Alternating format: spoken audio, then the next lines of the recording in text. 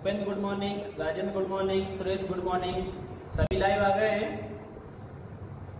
Display और voice clear है सभी का। Limesh good morning, Shivangi good morning.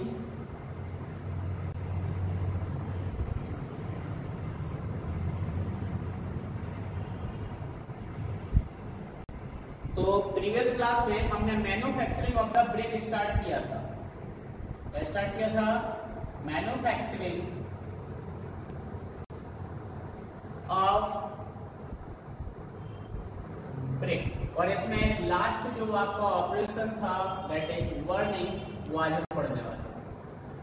ठीक है, इसके पहले जो आपके ऑपरेशन थे preparation of clay, preparation of the clay, then आपका यहाँ पे था मोल्डिंग, फिर था आपका ड्राइंग एंड लास्ट आपका था वर्निंग। ठीक है, तो वर्निंग यहाँ पे स्टार्ट करना है। तो सबसे पहले आपको यहाँ पे ये याद रखना है कि ब्रेक की वर्निंग क्यों की जाती है। तो वर्निंग हम किस लिए करते हैं? Burning is done to impart strength and hardness. Clear? यहां पर ब्रेक को आपको स्ट्रेंथ प्रोवाइड कराना है और साथ में क्या प्रोवाइड कराना है? हार्डनेस को प्रोवाइड कराना है। तो हम कौन सा ऑपरेशंस यहां पे करते हैं? वर्निंग ऑपरेशंस करते हैं।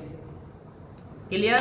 अब हमने वर्निंग की, उसको स्ट्रेंथ प्रोवाइड किया, उसको हार्ड किया, तो आपका ब्रेक जो आपका होता है क्या होता है?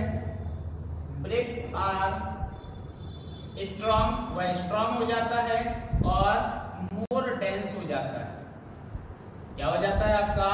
मोर डेंस आपका ब्रेक यहां पर हो जाता है। क्लियर?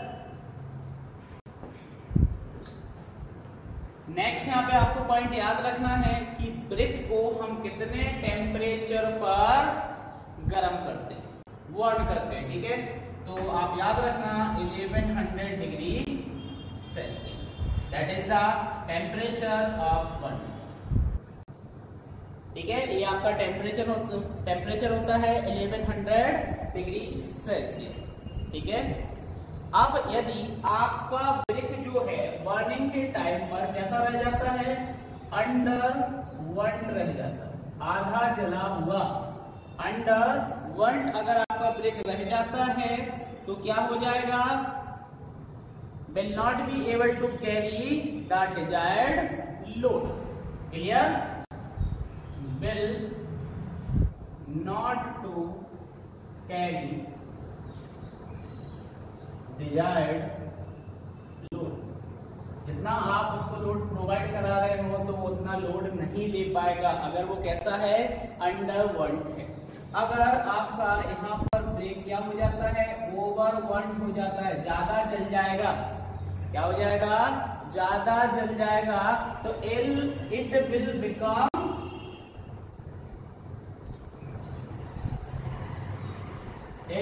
Become brittle. वो कैसा हो जाएगा? ब्रिटल हो जाएगा। ठीक है, डक्टाइल और ब्रिटल मटेरियल आप यहाँ पे समझते हो, तो आपका ब्रेक यहाँ पे क्या हो जाएगा?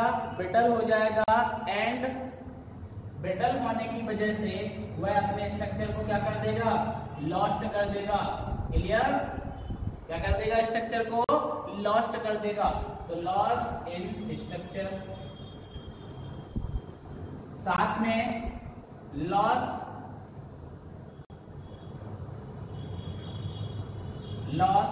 कलर।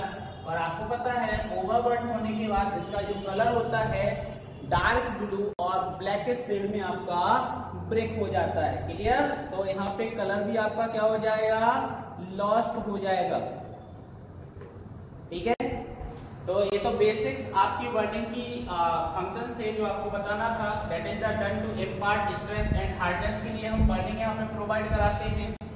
बर्निंग से ब्रेक आपका जो होता है वो स्ट्रॉन्ग हो जाता है, मोर डेंस हो जाता है। हम 1100 डिग्री सेल्सियस टेम्परेचर पर इसको क्या करते हैं? गर्म करते हैं। क्लियर। अगर आपका ब्रेक अंडरवर्ल्ड रह जाता है तो वह डिजायर्ड लोड को कैरी नहीं कर पाता है, और अगर ओवरवर्ल्ड हो जाता है तो ब्रिटल हो जाता है, अपने स्ट्रक्चर्स को लॉस्ट कर देता है और अपने कलर को लॉस्ट कर देता है। ठीक है, अब बर्निंग आप करोगे कैसे? ठीक है, बर्निंग की बात हो गई है, बर्निंग करेंगे कैसे? तो बर्निंग के लिए आपके पास क्या अवेलेबल है? सबसे पहला एक आपके पास है क्लैंप और एक आपके पास है क्लेंस। क्लियर? क्लैंप्स और क्लेंस की हेल्प से आप क्या करते हो, यहाँ पर वर्निंग करते हो। ठीक है, अब यहाँ पर क्लैंप्स जो होते हैं, डायरेक्टली अभी मैं शॉर्ट में समझा रहा हूं, आगे थोड़ा सा डिटेल में जाऊंगा। क्लैंप्स जो होते हैं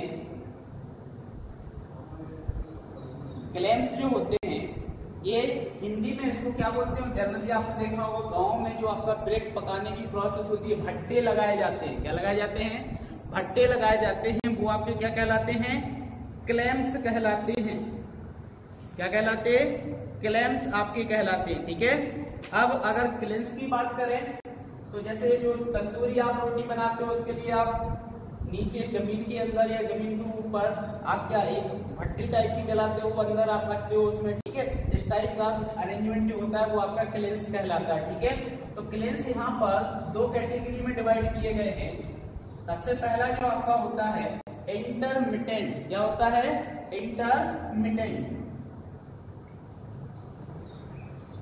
इंटरमिटेंट क्लेंस होते हैं, और एक आपके होते हैं कंटिन्यूअस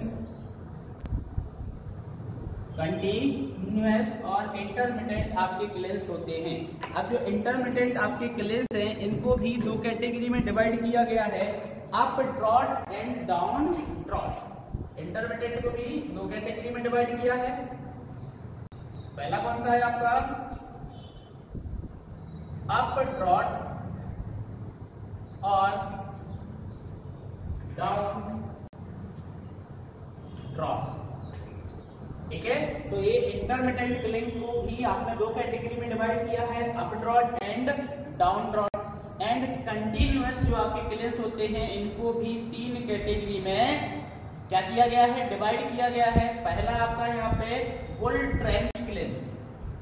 क्लियर? ये भी तीन कैटेगरी में डिवाइड है। क्या बोला था मैंने? Bull trench cleanse. नमस्कार दोस्तों।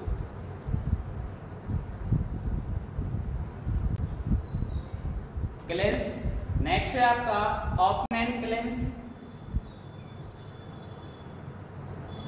हॉफमैन्स क्लेंस। थर्ड है आपका tunnel cleanse. Tunnel cleanse. Clear? तो क्लेंस की यहाँ पे आपने कैटेगरी समझ ली है। ठीक है, तो अगर आप बहुत ज्यादा अमाउंट में प्रोडक्शन करना चाहते हो, क्या करना चाहते हो? बहुत ज्यादा अमाउंट में आप प्रोडक्शन करना चाहते हो, देन वी एडॉप्ट क्लेंस। हम बर्निंग के लिए क्लेंस को एडॉप्ट करेंगे। और एक कम स्केल पर अगर आप प्रोडक्शन करना चाह रहे हो तो आप क्या करोगे? क्लैंप को यूज करोगे। ठीक है,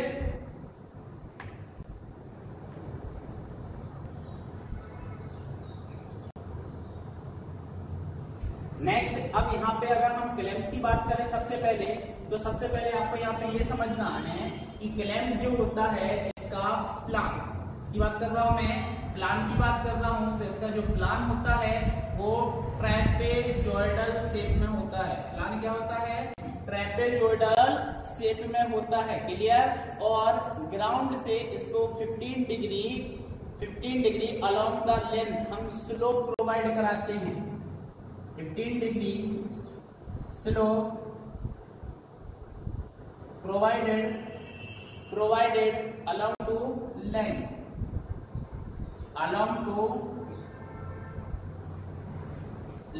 ट्रैपेजॉइडल आपके शेप में होगा और हम 15 डिग्री स्लोप यहाँ पे प्रोवाइड कराते हैं। मतलब हम ग्राउंड लेवल जो होता है उसको ऐसा 15 डिग्री एंगल पर उसको एक्सकेवेट कर देते हैं। क्लियर? तो ऑटोमेटिकली आपका वो क्या हो जाता है? अलोंग द लेंथ 15 डिग्री आपको वहां पे स्लोप मिल जाता है। ठीक है, जैसे अगर डायग्राम की मैं यहाँ पे बात करूं तो ये आपका फॉर एग्जांपल ग्राउंड लेवल है, ये आपका क्या है, ग्राउंड लेवल है। ग्राउंड लेवल से आपने जो इसको प्लानिंग यहाँ पे की है वो कितनी की है, 15 डिग्री एंगल पर की है। ठीक है, ये आपका एंगल यहाँ पे हो गया है। ठीक है, अब आप यहां पर क्या करोगे, अब आप यहां पे क्या करोगे, सबसे पहले आपकी यहां पर फ्यूल की जो लेयर होगी वो फ्यूल की लेयर यहां पर आ जाएगी। सबसे पहले आप यहां पे क्या करोगे, एक फ्यूल की लेयर डालोगे। फ्यूल की लेयर जैसे ही आपकी कंप्लीट हो जाएगी देन उसके ऊपर आप यहां पर प्लेस्ड कर दोगे ब्रिक की लेयर, इसकी लेयर कर दोगे ब्रिक की layer, then again placed fuel. फिर आप क्या करोगे, यहाँ पे फिर से फ्यूल को प्लेस्ड करोगे और फ्यूल प्लेस्ड होने के बाद then again placed brick layer. फिर से आप इसकी लेयर प्रोवाइड करा दोगे, यहाँ पे ब्रिक की लेयर प्रोवाइड करा दोगे। इसमें थोड़ा सा आप गैप रखोगे, ज्यादा गैप यहाँ पे प्रोवाइड नहीं करोगे, एक मिनिमम गैप आप यहाँ पे प्रोवाइड करोगे। ठीक है, जिससे आपका यहाँ पे जो गैसेस वगैरह होंगी उसका सर्कुलेशन होता रहे। ठीक है, then again place fuel layer. फिर से आप क्या करोगे, फ्यूल की लेयर को प्लेस करोगे और इस लेयर के ऊपर आप फिर से क्या करोगे, ब्रिक को प्लेस कर दोगे। ठीक है, ये आपके क्या हो जाएंगे, यहाँ पे ब्रिक प्लेस हो जाएंगे। ठीक है, जैसे ही आपका एक कंप्लीट होगा, क्या होगा, जैसे ही एक कंप्लीट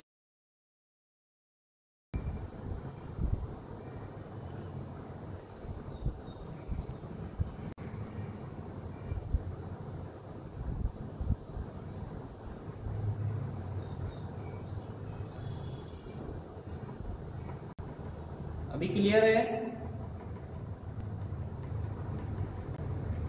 डिस्प्ले क्लियर है अभी सभी को।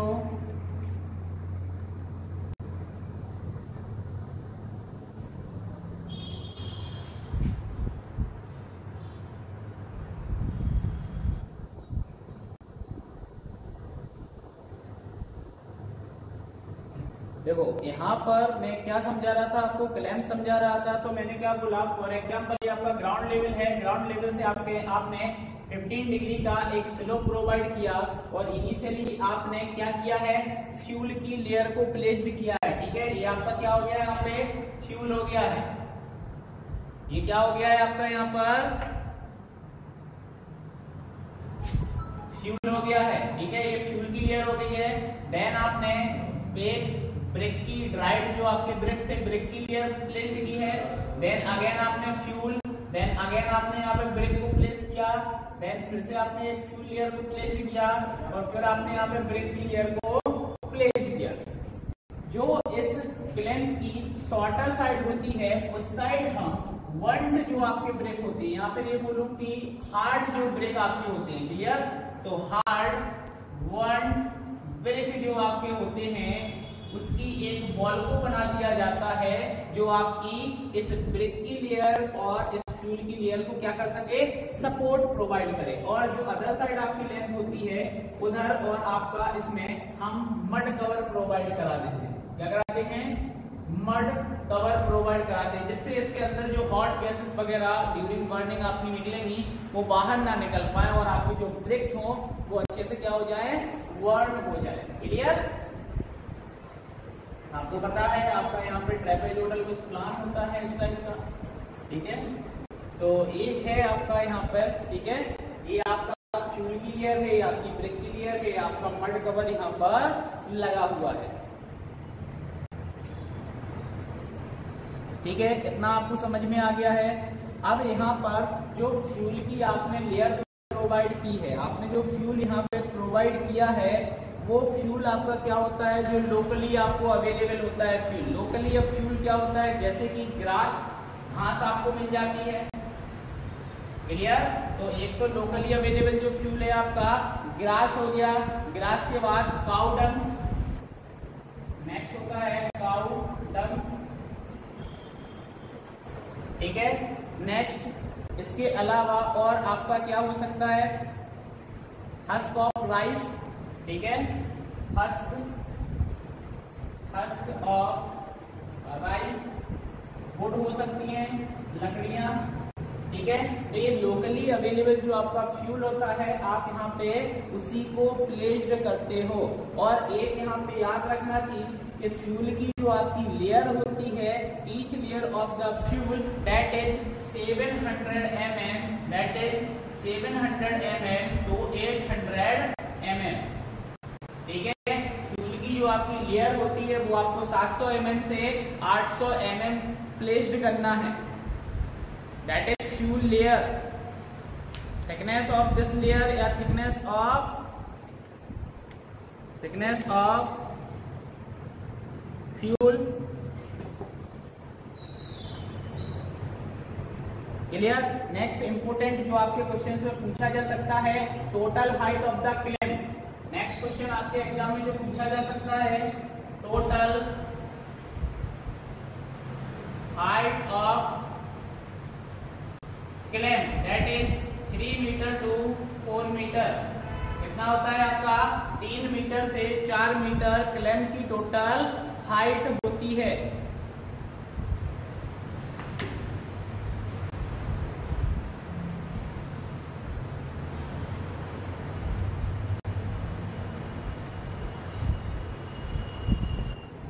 क्लियर। अब देखो, अब आपको पता है 3 मीटर से 4 मीटर टोटल इसकी हाइट होती है।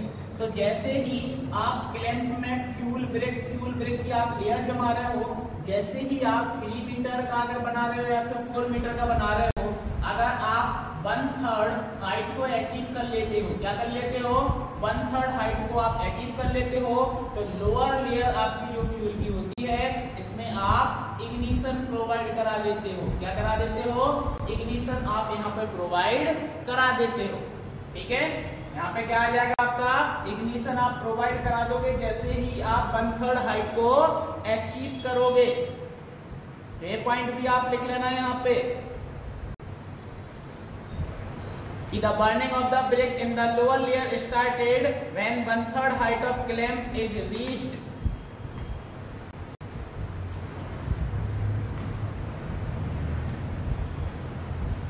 क्लियर। अब यहाँ पे डिपेंड करता है टाइम ऑफ पीरियड। तो जनरली आपका जो टाइम ऑफ पीरियड यहाँ पर होता है, क्लियर, 1 to 2 मंथ भी हो सकता है, 3 मंथ भी हो सकता है, 4 मंथ भी हो सकता है। तो यहाँ पे ये इसका डिसएडवांटेज आप ये ले लो कि जो क्लैंप होता है उसको बर्निंग के लिए क्या चाहिए, बर्निंग के लिए उसको 4 मंथ का टाइम चाहिए। कितना चाहिए, 4 मंथ का टाइम चाहिए। और कूलिंग के लिए भी उसको 4 मंथ का एप्रॉक्स टाइम चाहिए, या इससे कम भी हो सकता है कूलिंग के लिए, क्लियर, और लेस, ठीक है। तो ये इसका डिसएडवांटेज है। इससे क्या होता है कि आप बहुत लार्ज स्केल में कंस्ट्रक्शंस नहीं आप प्रोडक्शंस नहीं कर पाते, क्योंकि 4 महीने बर्निंग में लगना है, फिर 4 महीने कूलिंग में लगना है या कम लगना है इससे, क्लियर। तो यहाँ पर क्या हो गया, टोटल अगर 4 मंथ की बात करें तो 8 मंथ हो जाएंगे।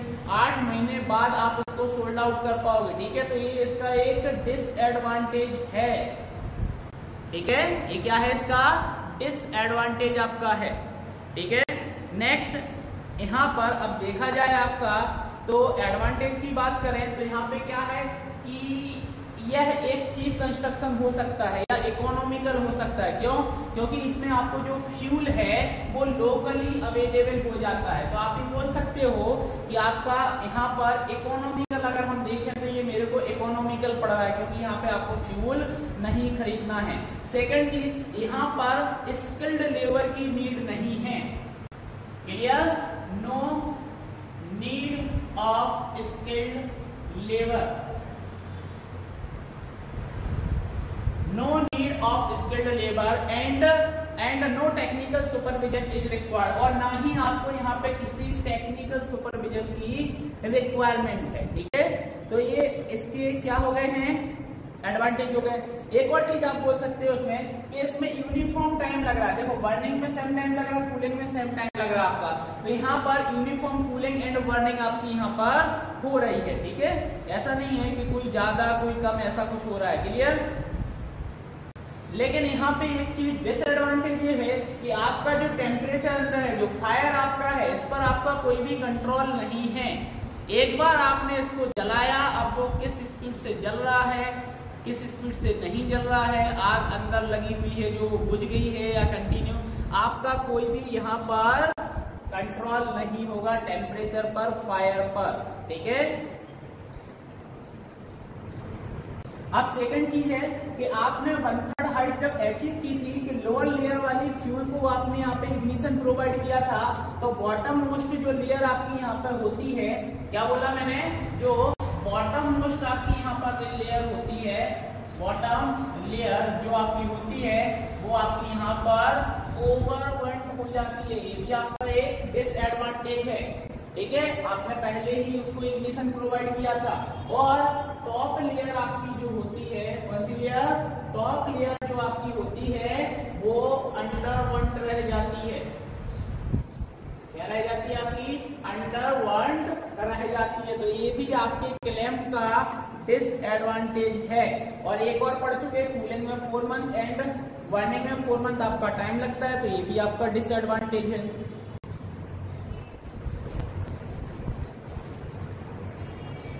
क्लियर?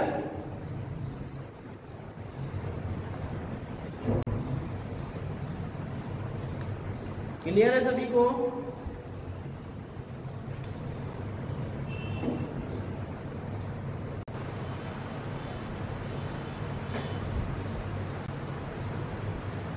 क्लियर है? थम्स अप करके बता दें।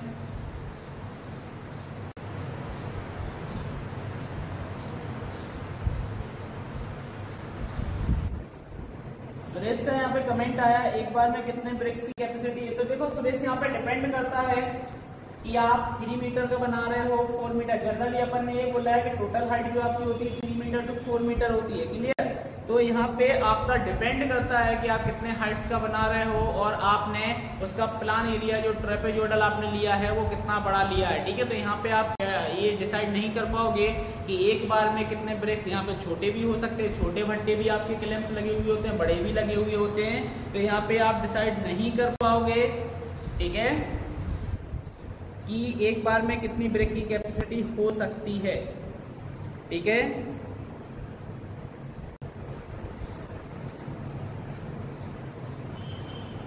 सभी को क्लियर है?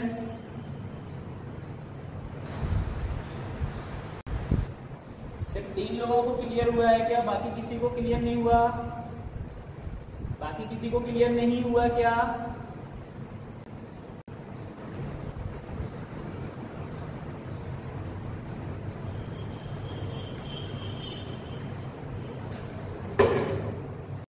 देखो यहाँ पर मड कवर की कोई पर्टिकुलर थिकनेस आपकी नहीं होती है।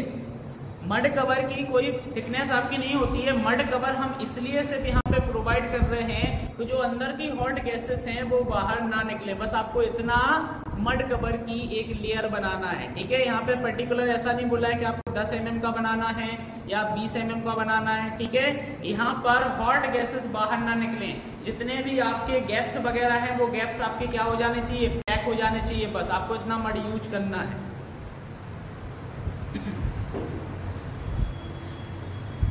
नेक्स्ट हम बात करते हैं क्लेंस की। डायग्राम आप बना लेना ये वाला, ठीक है, और क्लियर होता रहेगा।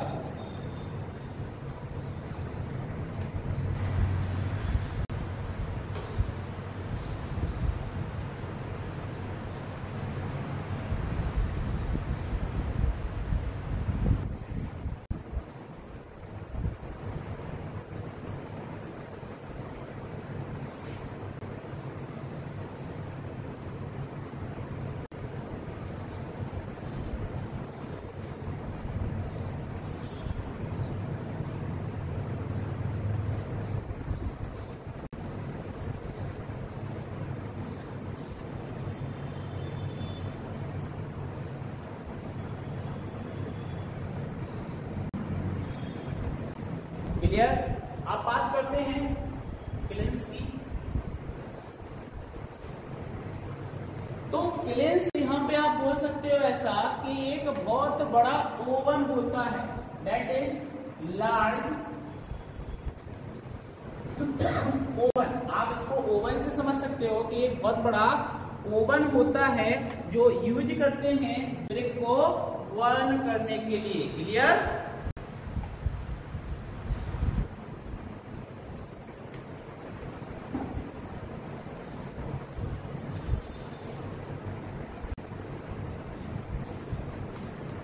ठीक है। अब आप क्लिंस को दो टाइप का यूज करते हो। सबसे पहला आपका जो हमने देखा था दैट इज इंटरमिटेंट। क्या होता है आपका? पहला होता है इंटरमिटेंट क्लिंस। अब इंटरमिटेंट का मतलब क्या है कि आपने सबसे पहले इंटरमिटेंट क्लिंस को क्या किया? लोड किया। सेकेंड आपने क्या किया? इसको फायर प्रोवाइड किया। क्या प्रोवाइड किया? फायर प्रोवाइड किया। देन आपने क्या किया? कूल किया और फिर आपने क्या कर दिया? अनलोड कर दिया। क्लियर? देन यह परफॉर्मेंस हो जाएगी। Then again load, fire, cool and unload. मतलब इंटरमिटेंट क्लिन में आप एक बार जो रॉ ब्रेक को प्रोवाइड करा देते हो तो जब तक वह पूरा पक नहीं जाएगा, कूल नहीं हो जाएगा, आप अगेन दूसरे मटेरियल को इसमें प्रोवाइड नहीं कर पाओगे। क्लियर? अब कंटिन्यूअस जो क्लिंस होते हैं उसमें क्या होता है? कंटिन्यूअसली ऑपरेशंस होते हैं, साइमल्टेनियसली तीनों प्रोसेस चलती रहती हैं। लोडिंग भी चलती है, फायर भी चलता है, कूलिंग भी चलती है और अनलोडिंग चलती है। इसमें क्या होता है? जब तक ये एक साइकिल कंप्लीट नहीं हो जाएगा अगेन आप लोड नहीं कर पाओगे। क्लियर? साइकिल कंप्लीट हो जाएगा, देन लोडिंग होगी, फिर फायर होगा, फिर कूल होगा, फिर अनलोड होगा। That is intermittent kilns. Clear? अब इंटरमिटेंट क्लिंस जो आपके होते हैं, क्लियर? ये तो आपका हो गया आपने क्या? ऑपरेशंस। तो इंटरमिटेंट क्लिंस ये आपके ऑपरेशंस यहां पर हो गए हैं। ठीक है? That is one cyclic process. Cyclic process आपकी यहाँ पे आती है। ठीक है? नेक्स्ट यहाँ पे अब प्लान की बात करें कि यह किस प्लान में होते हैं, तो दैट इज रेक्टेंगुलर। इसका जो प्लान होता है वो रेक्टेंगुलर हो सकता है और सर्कुलर भी हो सकता है। क्लियर? तो रेक्टेंगुलर और सर्कुलर प्लान में आपको मिलेंगे। ठीक है? इंटरमिटेंट क्लिंस याद रखना है। अब इंटरमिटेंट क्लिंस जो होते हैं इनको दो कैटेगरी में बांटा गया है। इंटरमिटेंट, पहली जो कैटेगरी है दैट इज इंटरमिटेंट अपड्रॉट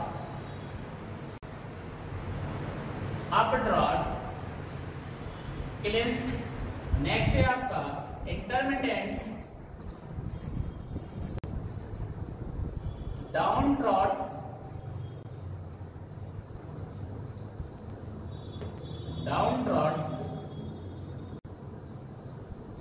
क्लिंस।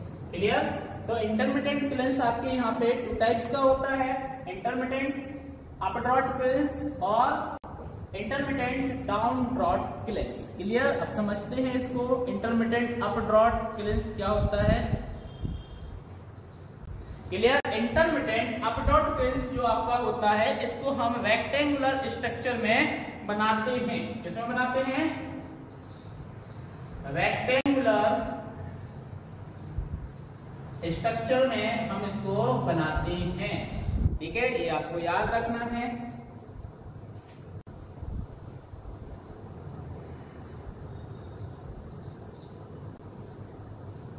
रेक्टेंगुलर आपका यहाँ पर स्ट्रक्चर्स होता है। क्लियर? अब देखो रेक्टेंगुलर स्ट्रक्चर्स कैसा होता है, इसका डायग्राम समझते हैं इसका।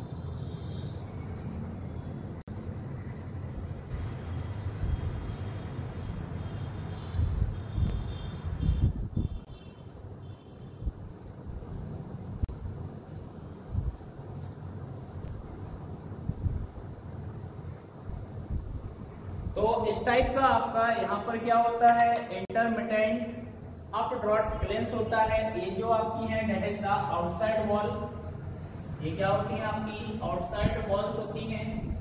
और जो यहाँ पर एक गैपिंग आपकी छोड़ी गई है, यहाँ से आप क्या करते हो, फ्यूल को ऐड करते हो।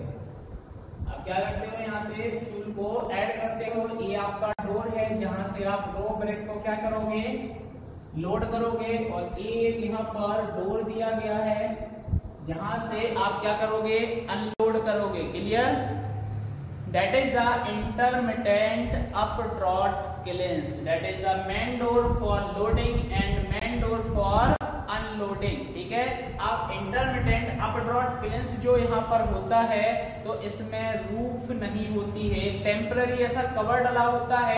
तो जब हम इसमें बर्निंग फायर प्रोवाइड कराते हैं, फ्यूल में क्या कराते हैं, फायर को प्रोवाइड कराते हैं, तब हम इसकी रूफ को हटा देते हैं। तो क्लियर? अप ड्रॉट क्लेंस जो आप होता है रेक्टेंगुलर स्ट्रक्चर में होता है एंड नो रूफ। आप यहाँ पर बोल सकते हो कि इसमें कोई भी रूफ नहीं होती है। एंड जो यहाँ पे गैसेस, अब क्या होगा, इसके अंदर आपने फायर प्रोवाइड किया तो गैसेस की डायरेक्शन होगी कि गैसेस जो हॉट गैसेस है वो अपवर्ड डायरेक्शन में जा रही हैं कि डाउनवर्ड डायरेक्शन में। तो अप ड्रॉट से मतलब यहाँ पे क्या है कि जो आपकी गैसेस हैं, हॉट गैसेस, आफ्टर बर्निंग जो निकलेंगी, फायर आपने प्रोवाइड किया तो बर्निंग के टाइम पे जो आपकी गैसेस यहाँ पे निकलेंगी उसकी जो डायरेक्शन होगी that is the upward direction. तो आप यहाँ पे बोलोगे movement of gas, movement of gas is in upward direction. ये आपको याद रखना है। ठीक है, तो यहाँ पे गैसेस जो आपकी होंगी ऊपर से बाहर निकल जाएंगी क्योंकि इसमें रूफ नहीं है। तो इतनी अच्छी क्वालिटी का आपको यहाँ पे ब्रिक्स नहीं मिल पाता है। क्लियर? अब डाउन ड्रॉट की बात करें तो इसमें रूफ होता है। तो जो आपकी अपवर्ड डायरेक्शन में गैसेस आ रही हैं वो उस रूफ से टकराकर वापस से आ जाती हैं, जिससे यहाँ पे ज्यादा अच्छी क्वालिटी का आपको ब्रेक मिलता है। क्लियर? क्योंकि गैसेस आपकी क्या हो रही है, बाहर नहीं निकल पा रही। ठीक है, जैसे फॉर एग्जांपल हम बोलते हैं ना, दाल की बात करें तो अगर हम दाल को कढ़ाई में अगर बनाएं तो ज्यादा टाइम लगेगा और उतना परफेक्शन के साथ वो घुलेगी नहीं वाटर में। ठीक है, अगर उसी चीज को हम कुकर में बनाते हैं दाल को तो बहुत जल्दी टाइम में एक अच्छी सी मैश हो जाती है पानी के साथ वो, ठीक है, घुल जाती है। ठीक है, तो ऐसे ही यहाँ पर है, गैसेस अगर बाहर नहीं निकलेगी तो ज्यादा अच्छे से आपका जो ब्रेक होगा वो बर्न हो जाएगा। ठीक है,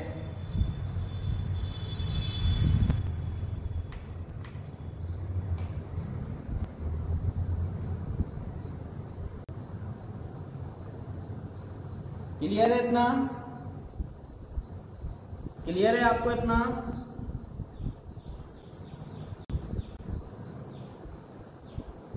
क्लियर है? अब अगर इंटरमिटेंट डाउन ड्रॉट ब्रेक की अगर मैं बात करूं तो कुछ नहीं करना है, इसी टाइप का आपका उसका भी डायग्राम होगा, इसी टाइप का उसका डायग्राम होगा। बस उसमें क्या होगा आपका कि ऊपर जो ये ओपनिंग आपने छोड़ी हुई है ये यहाँ पे पूरी की पूरी वो क्या कर दी जाएगी, पैक कर दी जाएगी। और वहां पर आपका क्या होगा, रूफ होगा। क्लियर? रूफ होगा। और मेन इंपोर्टेंट आप वहां पे याद रखोगे कि down draught having roof is placed above hot gases direction is downward and quality of brick is better than up draught kilns. Clear? Down draught में आप लिख लेना quality of brick better than up draught kilns. Cleanse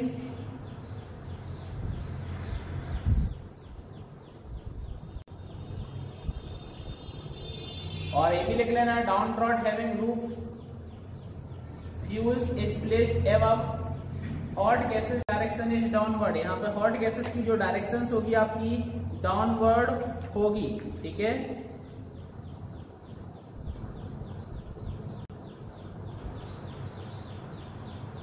ज्यादा detail में यहाँ पे नहीं जाना अपने को, यहाँ से बस आपको नाम याद रखना है कि किसमें बेटर क्वालिटी का आपको ब्रेक मिलता है। ठीक है,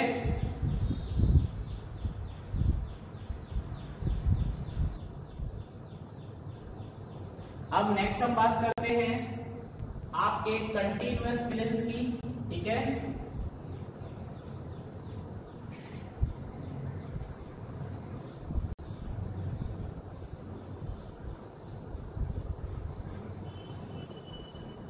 नेक्स्ट बात करते हैं कंटिन्यूअस क्लियरेंस की।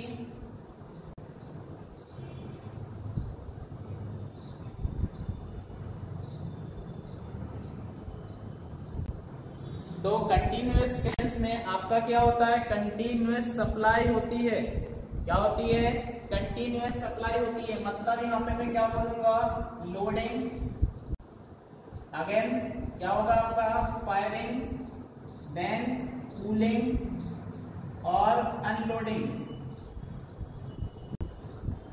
इसको प्रीवियस इंटरमीडिएट क्लियर में मैंने बोला था साइक्लिक प्रोसेस है, इसमें मैं क्या बोलूंगा, साइमल्टेनियस प्रोसेस।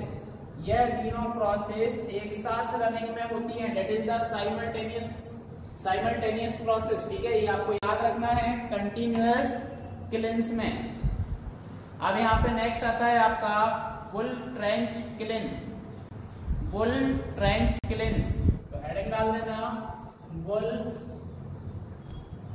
Trench clearance. और बुल ट्रेंच क्लियरेंस जो, अगर यहाँ पे पहले पॉइंट की बात करें तो प्लान की अगर इसकी बात करें तो इसका प्लान कैसा होता है, तो बुल ट्रेंच क्लियरेंस में भी rectangular, circular and Oval shape, rectangular, circular और ओवल शेप, यह 3 शेप में आप बना सकते हो।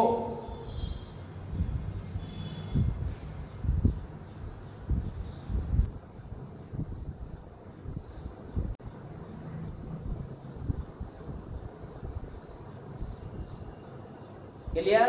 अब जो बुल ट्रेंच आपका होता है फुली अंडरग्राउंड होता है। यह क्या होता है, फुली अंडरग्राउंड, फुली अंडरग्राउंड और पार्शियली प्रोजेक्टिंग एबव ग्राउंड, और थोड़ा बहुत यह ग्राउंड के बाहर निकला हुआ होता है। It may be fully underground और पार्शियली प्रोजेक्टिंग और पार्शियली प्रोजेक्टिंग एबव ग्राउंड, और थोड़ा बहुत यह ग्राउंड के बाहर आपका रहता है। ठीक है, यहाँ पे क्वालिटी ऑफ ब्रिक जो आपकी होती है गुड होती है, अच्छी क्वालिटी आपको मिल जाती है। क्लियर। तो नेक्स्ट पॉइंट में लिख लेना quality of brick, quality of brick is good. Clear. Quality यहाँ पे क्या होती है, अच्छी क्वालिटी होती है। क्लियर। एक और इम्पोर्टेंट, अगर आपसे क्वेश्चन पूछा जाए कि कंटिन्यूअस क्लियरेंस में हम इंडिया में सबसे ज्यादा कौन से क्लियरेंस को यूज करते हैं, that is the bull trench clearance, तो लिख लेना most widely used in India, most widely used in India. India में आप बुल ट्रेंच क्लियरेंस को ज्यादा यूज करते हो। इसमें भी आप ओवल शेप्स को ज्यादा यूज करते हो। इसको यूज करते हो, ओवल शेप्स को आप ज्यादा यूज करते हो।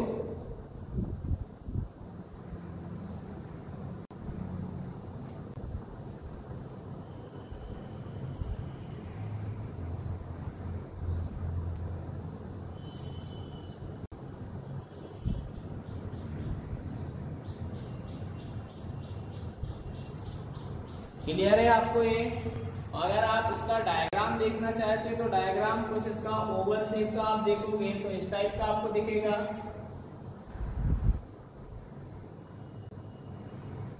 ऐसा ओवल शेप में आपका यहाँ पर डायग्राम बना होगा।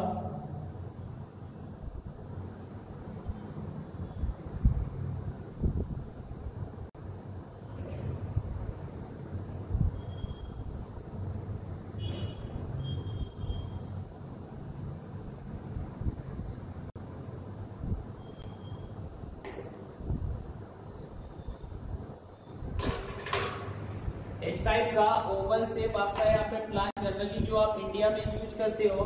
यहाँ पर आपने क्या किए हुए हैं, सेक्शंस कट करके रखे हुए हैं। ठीक है,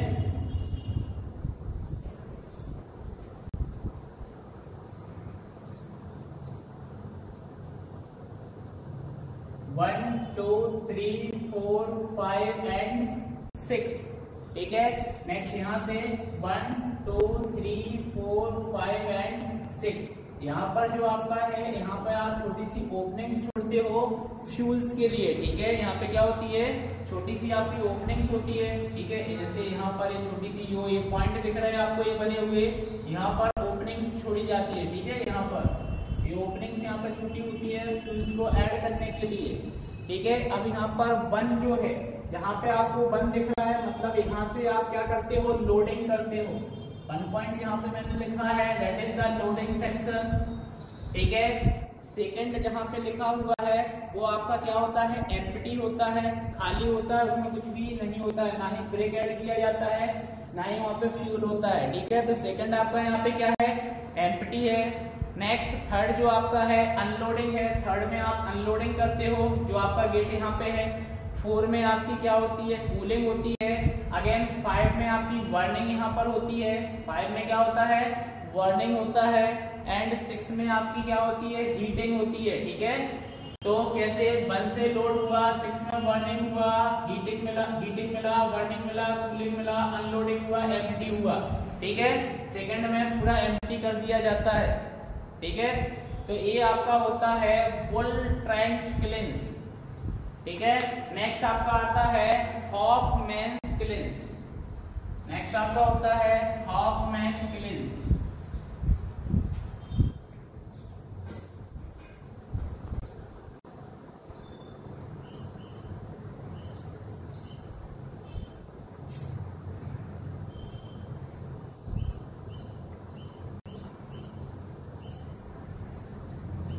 क्लियर। अब यह जो कंस्ट्रक्टेड होता है दैट इज द ओवरग्राउंड, यह अंडरग्राउंड नहीं होता है, ओवरग्राउंड इसका कंस्ट्रक्शन आपका होता है, ग्राउंड के ऊपर इसको कंस्ट्रक्ट किया जाता है। ओवरग्राउंड कंस्ट्रक्शन समटाइम आप इसको फ्लेम क्लींस के नाम से भी जानते हो, इसके नाम से flame kilns, also known as flame kilns, आप इसको फ्लेम क्लींस भी बोलते हो। क्लियर। इसका जो शेप होता है या जो इसका प्लान होता है वो कैसा होता है, सर्कुलर आपका यहाँ पर होता है, ठीक है। एंड इस सर्कुलर प्लान को, सर्कुलर शेप सर्कुलर होता है, divided number of compartment and number of chamber, और इसके ऊपर एक परमानेंट रूफ भी प्रोवाइड किया जाता है। क्लियर, कि जैसे रेनी सीजन वगैरह होगा तो क्लींस की जो फंक्शंस होंगे वो डिस्टर्ब ना हो। तो सर्कुलर इन प्लान में आपको ये मिलता है।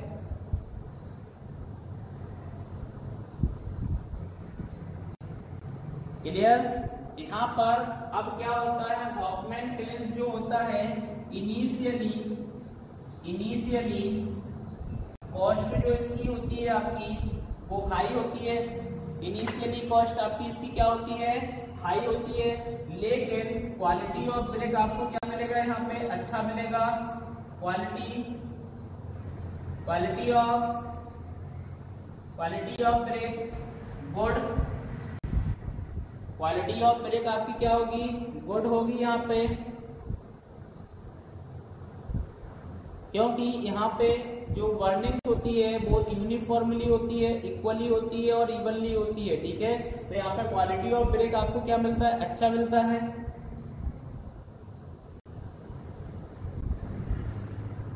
फ्यूल होल्स के थ्रू आप इसमें जल्दी से हीट्स को प्रोड्यूस करा देते हो, हीट्स को यहाँ पर आप प्रोड्यूस करा देते हो, ठीक है।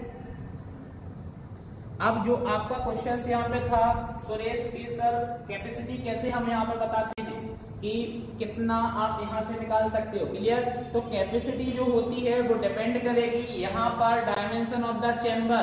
क्लियर। तो आप यहाँ पे एक पॉइंट और लिख सकते हो, कैपेसिटी डिपेंड अपॉन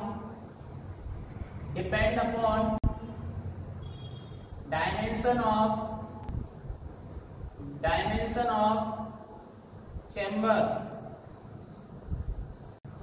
चेंबर की डायमेंशंस पर यहाँ पर डिपेंड करेगी। और यहाँ पर अगर आप कैपेसिटी की बात करें तो ये याद रखना आप, ये चेम्बर जो आपका होता है, एक चेम्बर जो आप यहाँ पे प्रोवाइड करते हो, देखो सर्कुलर सेक्शन में है और यहाँ पर आपने इस टाइप से क्या करते हो, चेम्बर्स को आप क्या कर देते हो, बना देते हो। क्लियर? तो एक जो आपका यहाँ पे चेम्बर होता है, क्या होता है, ये आपने लिख लिया है, ठीक है। एक जो आपका यहाँ पर चेम्बर होता है, उसकी जो लेंथ की अगर हम बात करें तो chamber, each chamber 11 metre length, 11 metre लंबा होता है। कितनी होती है उसकी length? 11 metre length. Clear? 4.50 metre average width आपको देखने को मिल जाती है एक चेम्बर की। 4.50 मीटर एवरेज विड्थ आपको मिल जाएगी। और अगर हाइट की हम बात करें तो 2.50 आपको मीटर आपको हाइट मिल जाएगी चेम्बर की। तो इसके बेसिस पर अगर हम इसकी क्या देखें, कैपेसिटी देखें, तो यह एक चेम्बर में आपको 25,000 ब्रेक्स मिल सकते हैं। कितने मिल सकते हैं? 25,000 आपको ब्रेक्स मिल सकते हैं। मतलब अगर अब मैंने यहाँ पे ये बोल दिया है आपको कि एक चेम्बर आपको यहाँ पे 25,000 ब्रेक्स देगा। एक चेम्बर नहीं देगा, यहाँ पे आपका 1 डे में 25,000 ब्रेक्स आप बना सकते हो। क्लियर? एक दिन में 25,000 ब्रेक्स यहाँ पे बन जाएंगे। एक चेम्बर मैंने यहाँ पे बोल दिया था। तो एक दिन में आप यहाँ पर 25,000 ब्रेक्स को बना सकते हो। तो एनुअली अगर आप इस 25,000 ब्रेक्स से कैलकुलेशन करोगे तो 8 to 9 मिलियन आप ब्रेक्स एक साल में बना सकते हो। एनुअली आप यहाँ पर 8 to 9 मिलियन ब्रेक्स बना सकते हो।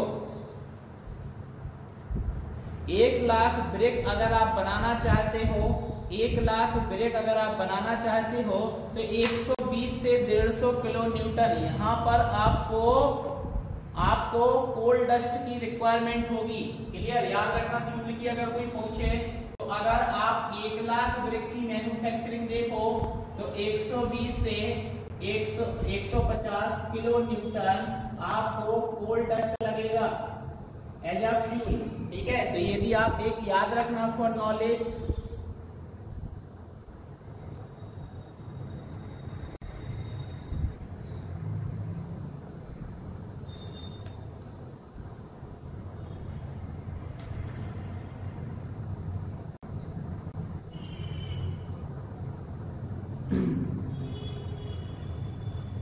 क्लियर है आपका यहाँ पे? तो अब अगर आप चाहते हो कि अगर मैं फुल ट्रेंच और हॉफमैन क्लेंस में एक कंपैरिजन लिखवा दूं तो आप बताओ, मैं कंपैरिजन भी लिखवा दूंगा आपको। ठीक है? अगर आप चाहते हो कि इसका आपको कंपैरिजन चाहिए, इतने से काम आपका हो जाएगा।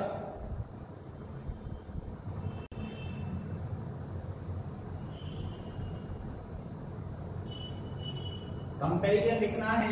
नेक्स्ट क्लेंस और क्लेंस में अगर आपको कंपैरिजन चाहिए तो वो भी लिख दूंगा, पॉइंट टू पॉइंट अपन लिख लेंगे अगर नीड है तो।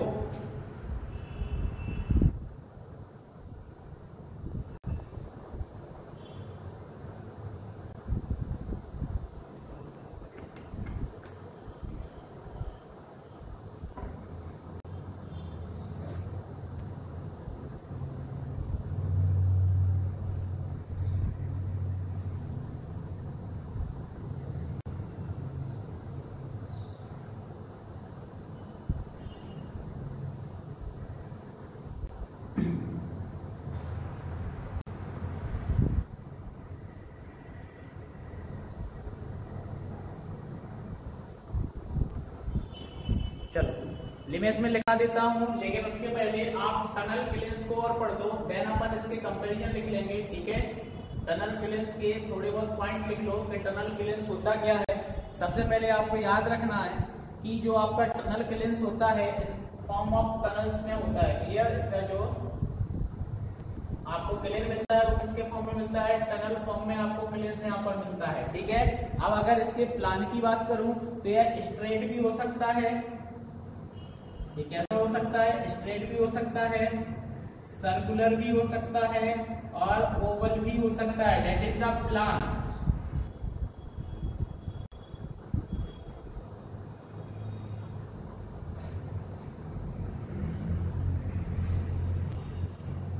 ठीक है।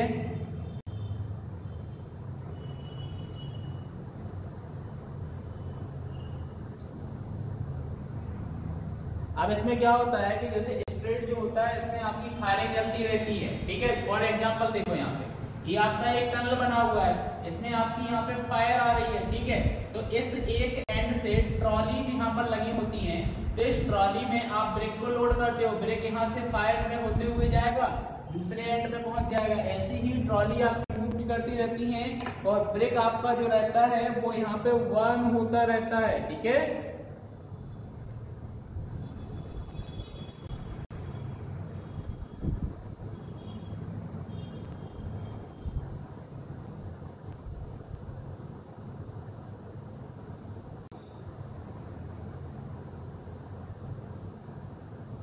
क्लियर है आपका। एक टनल फॉर्म जो है आप बस एक पॉइंट लिख लो, इसमें इतना ज्यादा इंपोर्टेंट नहीं है, ठीक है।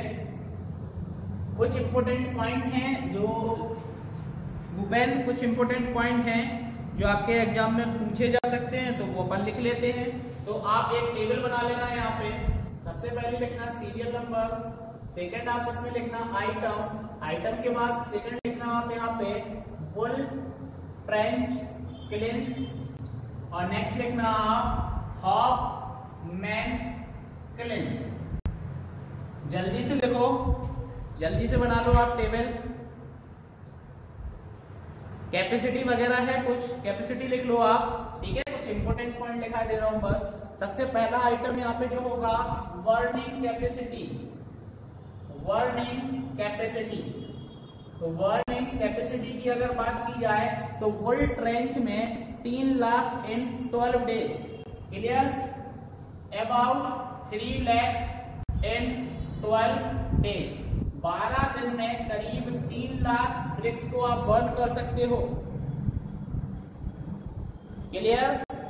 अब नेक्स्ट अगर हॉफमैन क्लिंस की बात करें तो about 40 lakhs, about 40 lakhs in 1 season. एक सीजन में आप 40 लाख तक ब्रिक्स को बर्न कर सकते हो।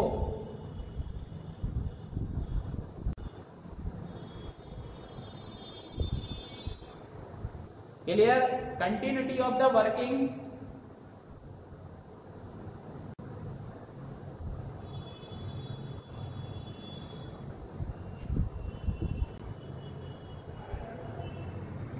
देखो सबसे अच्छी जो ब्रेक आप बोल रहे हो वेल बर्न्ड ब्रेक होती है, सबसे अच्छी जो बर्न होती है ब्रेक वो सबसे अच्छी होती है, ठीक है।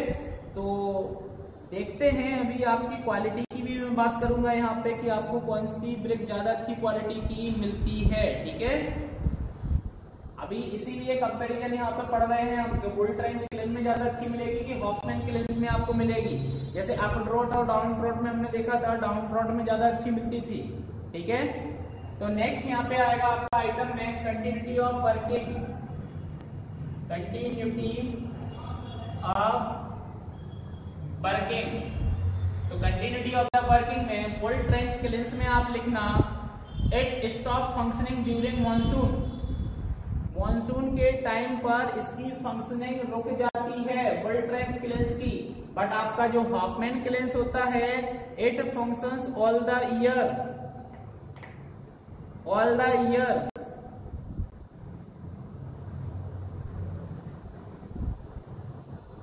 नेक्स्ट आपका आइटम जो होगा यहाँ पे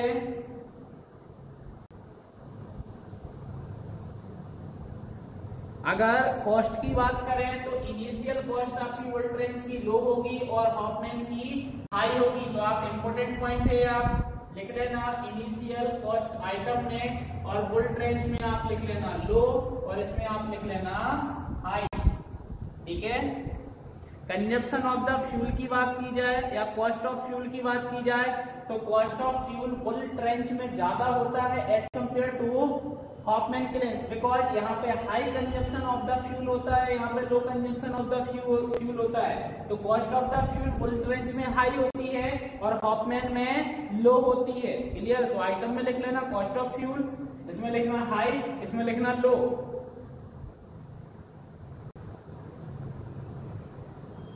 अब नेक्स्ट इंपोर्टेंट यहाँ पे लिख लेना quality of brick. Quality of brick में लिखना बुल ट्रेंच में percentage of good quality brick is small, good quality of brick is small, और इसमें लिख लेना good quality of brick is more. Clear? ज्यादा परसेंटेज में आपको यहाँ पे अच्छी क्वालिटी का ब्रिक मिल जाता है हॉफमैन क्लिंस में, तो यहाँ पे क्वालिटी आपकी थोड़ी सी कम होगी एज कम्पेयर टू हॉफमैन क्लिंस। ठीक है, तो ये तो आपने बुल ट्रेंच क्लिन में और हॉफमैन क्लिंस में एक छोटा सा कंपेरिजन लिखा कैपेसिटी वगैरह को लेके। अब नेक्स्ट एक क्वेश्चन और किसी ने किया था कि सर क्लैंप बर्निंग जो होता है उसकी एवरेज या जनरली कितना प्रोडक्शन हो सकता है एक बार में? किसका क्वेश्चन था? किसका क्वेश्चन था ये? जल्दी से बोले कि एक बार में कितना हम ब्रिक का प्रोडक्शन कर सकते हैं क्लैंप से?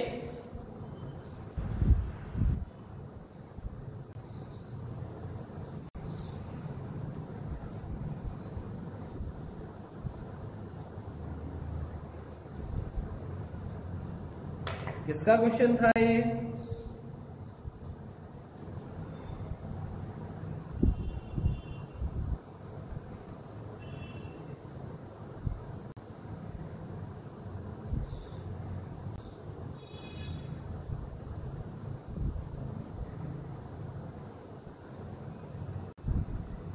किसी का नहीं था क्या?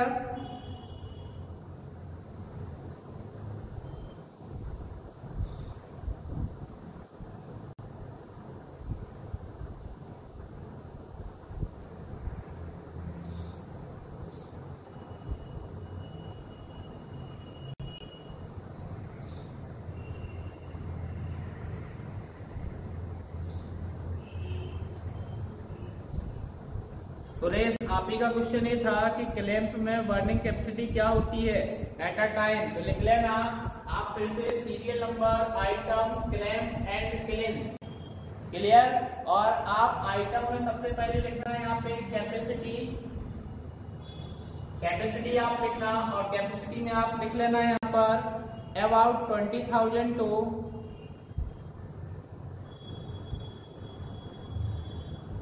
about 20,000 टू क्लैंप में अगर बात करूं generally about 20,000 to 1 lakhs। Clear? 20,000 से 1 लाख तक आप एट अ टाइम प्रिपेयर कर सकते हो। वो डिपेंड करेगा आपकी हाइट पर, डायमेंशंस पर। क्लियर? यहाँ पे डायमेंशंस और हाइट पे आपका डिपेंड करेगा। ठीक है, लेकिन मिनिमम आप एक बार में 20,000 और मैक्स टू मैक्स 1 लाख एक टाइम में आप प्रिपेयर कर सकते हो।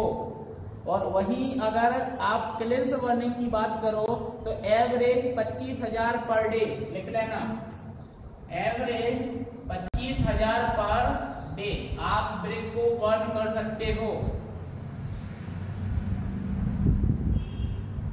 ठीक है, स्ट्रक्चर में एक और पॉइंट लिख लेना, ये भी इम्पोर्टेंट है आपका थोड़ा सा। स्ट्रक्चर की अगर मैं बात करें तो क्लैंप जो होता है आपका टेम्पररी स्ट्रक्चर होता है, और जो क्लिंस आपके होते हैं ये आपके परमानेंट स्ट्रक्चर होते हैं। क्या होते हैं? परमानेंट स्ट्रक्चर आपके होते हैं। ठीक है, ये इम्पोर्टेंट थे, ये हमने लिख लिए हैं।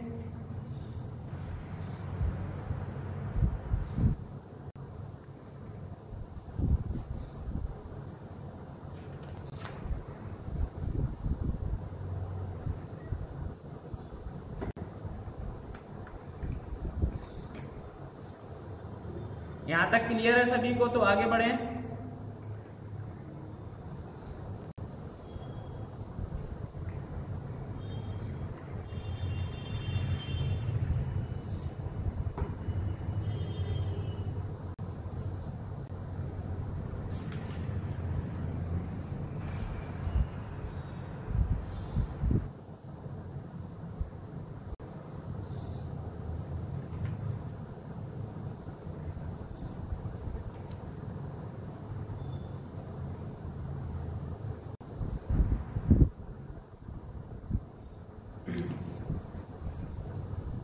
तो नेक्स्ट हेडिंग डालना क्वालिटीज या फिर properties of good bricks, properties of good bricks. Next heading डालना property of good BRICS.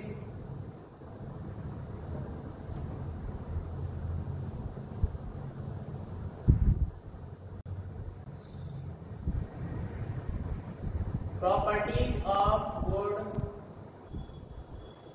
BRICS. Clear. सबसे पहला है यहाँ पे प्रॉपर्टी में, पहली प्रॉपर्टी है brick should be at least table moulded. Should be at least table moulded. Clear. हमने कल मोल्डिंग पढ़ी थी, मोल्डिंग में पढ़ा था आपने ground moulding, table moulding, that is the type of hand moulding. फिर आपने एक प्लास्टिक के लिए मोल्डिंग पढ़ी थी और एक आपने पढ़ी थी ड्राई के लिए मोल्डिंग। तो कम से कम एक अच्छा ब्रिक टेबल मोल्डेड आपका होना चाहिए। क्लियर। नेक्स्ट यहां पे पॉइंट आता है आपका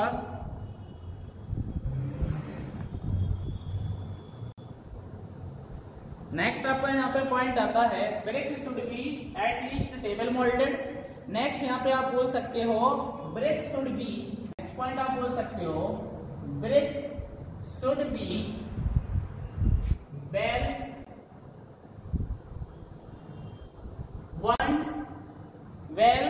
वन इन क्लिंस।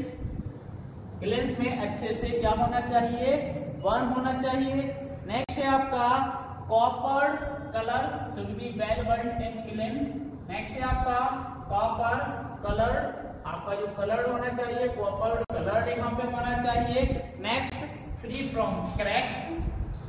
नेक्स्ट क्या आ जाएगा आपका free from cracks, free from cracks with sharp edge, sharp and square as.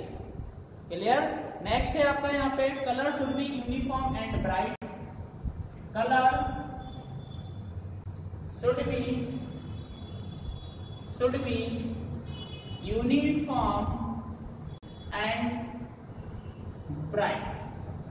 ठीक है। नेक्स्ट एक अच्छी प्रॉपर्टी क्या होना चाहिए, ब्राइट मतलब चमकता हुआ, यूनिफॉर्म मतलब एक जैसा। ठीक है। आपका कलर होना चाहिए ब्रिक का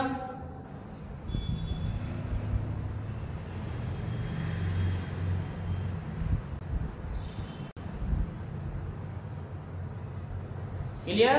नेक्स्ट पॉइंट आपका यहाँ पे है कि minimum compressive strength of the brick. Clear. Minimum compressive strength आपके ब्रिक की, अगर हम कंप्रेसिव स्ट्रेंथ को चेक करते हैं, क्या चेक करते हैं, कंप्रेसिव स्ट्रेंथ को चेक करते हैं, तो मिनिमम कंप्रेसिव स्ट्रेंथ जो आपके ब्रिक की यहाँ पर होना चाहिए वह होती है 3.5 न्यूटन पर mm स्क्वायर। और कंप्रेसिव स्ट्रेंथ को यहाँ पे चेक किया जाता है बाय द क्रशिंग टेस्ट। आप क्रशिंग टेस्ट के थ्रू इसको चेक करते हो। इसकी अपन डिटेल्ड प्रोसीजर आगे थोड़ा सा समझेंगे। क्रशिंग टेस्ट की प्रोसीजर हम आगे समझेंगे।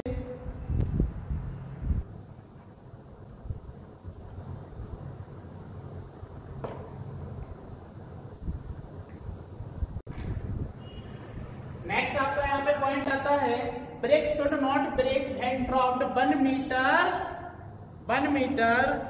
1 metre height on the hard surface. अगर हम 1 मीटर की हाइट से अगर हार्ड सरफेस पर ब्रिक को ड्रॉप करते हैं तो वो ब्रेक नहीं होना चाहिए। और इस टेस्ट को हम बोलते हैं toughness test.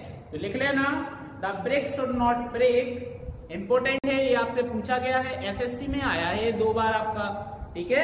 The brick should not break when dropped on hard surface, when dropped on hard surface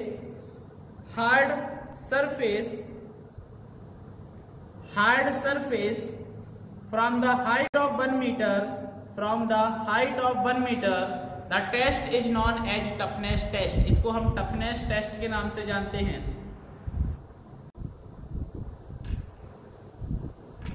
clear. अब आपके पास जैसे फॉर एग्जांपल ये ब्रिक है, ये आपका क्या है, एक ब्रिक है, और इस पर हम नेल्स से, जो आपकी फिंगर नेल्स होता है, उससे आप यहाँ पे स्क्रैच को मार्क करते हो, एब्रेशंस आप यहाँ पे देते हो, तो यहाँ पे स्क्रैच मार्क नहीं होता है।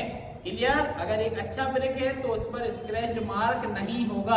अगर आपका स्क्रैच मार्क हो जाता है मतलब आपका ब्रिक हार्ड नहीं है। इस टेस्ट को हम हार्डनेस टेस्ट बोलते हैं, तो इसको भी लिख लेना। The brick should not show any sign, the brick should not show any sign of abrasion, any sign of abrasion when scratched with finger nails, when scratched with fingernails, the test is known as hardness test. The test is known as hardness test. Next लिखना यहाँ पर। अब देखो next यहाँ पे कौन सा एक साउंडनेस टेस्ट होता है कि आपके पास दो ब्रिक हैं, अगर हम इन दो ब्रिक्स को आपस में स्टक करते हैं, टकराते हैं, तो क्लियर मेटालिक रिंगिंग साउंड आना चाहिए। कैसा आना चाहिए? Clear metallic ringing sound. मतलब अगर हम दो मेटल्स को आपस में टकराते हैं तो जैसा साउंड प्रोड्यूस दो मेटल को आपस में टकराने पर होता है, वैसा ही साउंड आपके दो ब्रिक को टकराने पर आना चाहिए। मतलब आपका एक ब्रिक जो है वो अच्छी क्वालिटी का ब्रिक है। तो लिखना when two bricks stuck together it must produce clear metallic ringing sound. It must produce clear metallic ringing sound. This test is known as this test is known as this test is known as this test is known as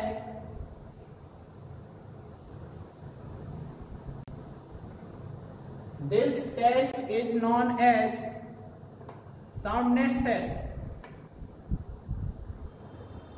clear. Next है आपका कि water absorption test जो आपका होता है, क्या होता है water absorption test.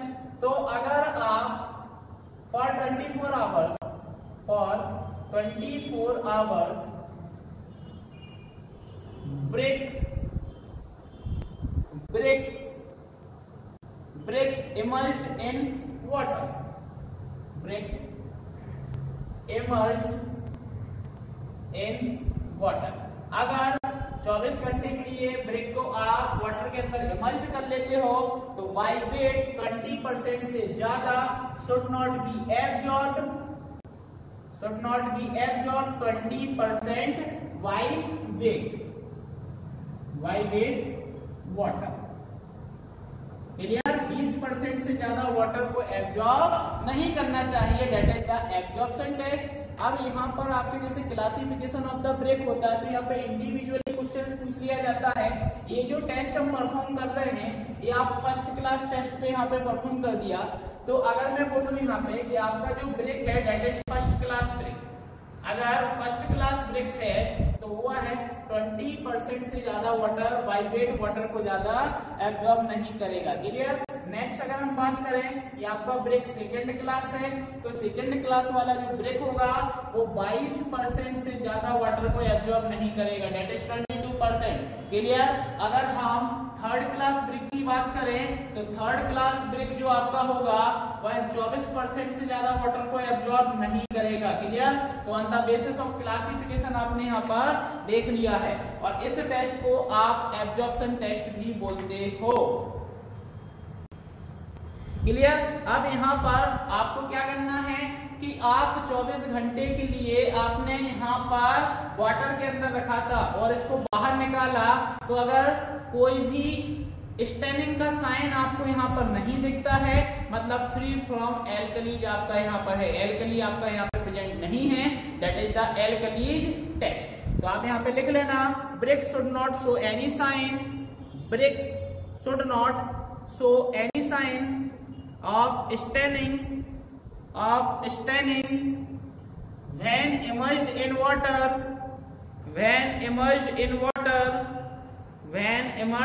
water 24 hours, test is known as alkali test, test is known as alkali test. Next लिखना है यहाँ पर brick should be of uniform shape and size. Brick should be of uniform shape and size.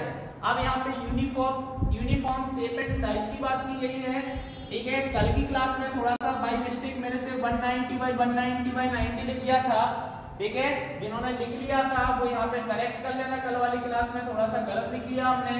तो standard size आपका जो brick का होता है,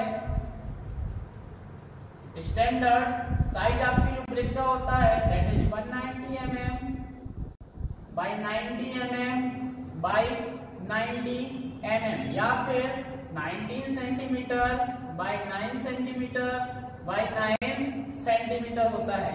अगर विथ मोर्टार की हम बात करें, तो मोर्टार की जो यहाँ पे थिकनेस आप लेते हो, तो मोर्टार की थिकनेस आपकी कितनी होती है, 10 mm आपकी होती है। तो कितना हो जाएगा 190 plus 10 mm that is 200 mm by 100 mm by 100 mm, या फिर 20 सेंटीमीटर।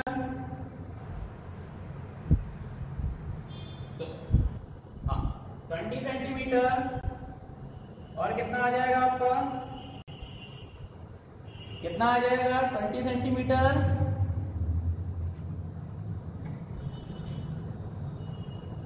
10 सेंटीमीटर बाय 10 सेंटीमीटर, ठीक है।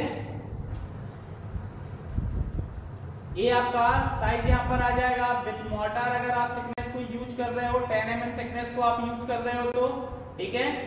तो ये आपका विथ मोर्टार हो गया है। अगर आप ट्रेडिशनल ब्रिक की बात करो, किसकी बात करो, ट्रेडिशनल ब्रिक की बात करो, तो ट्रेडिशनल ब्रिक का यहाँ पे जो साइज आपका होता है, ट्रेडिशनल आपका जो ब्रिक होता है, देखो ट्रेडिशनल ब्रिक में यहाँ पे साइज वेरी भी करता है। जनरली हम जो साइज लेते हैं 23 centimetre into 11.4 centimetre into 7.6 centimetre आप ट्रेडिशनल ब्रिक का साइज लेते हो, ठीक है। Clear. Wait of 1 m³ brick, मैं नेक्स्ट क्या बोल रहा हूं, वेट ऑफ 1 m³ ब्रिक। आपने 1 m³ ब्रिक को बनाया है, उसका जो वेट होगा किसके बराबर होगा, 1800 kg, 1800 kg या फिर 18 किलो न्यूटन आपको ब्रिक अर्थ लगना वाला है यहाँ पे, ठीक है।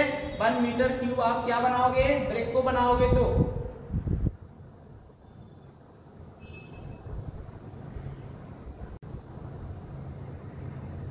क्लियर। नेक्स्ट यहाँ पे क्वेश्चन आता है वेट ऑफ 1 ब्रिक। यहाँ पर आपके एक ब्रिक का क्या वेट होना चाहिए, तो नेक्स्ट क्वेश्चन है आपका weight of 1 brick that is 30 newton to 35 newton means 3 kg to 3.5 kg।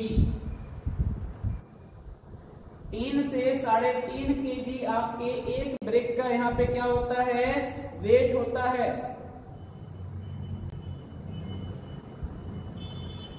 Clear है आपको, एक गुड ब्रिक्स की प्रॉपर्टी क्लियर है।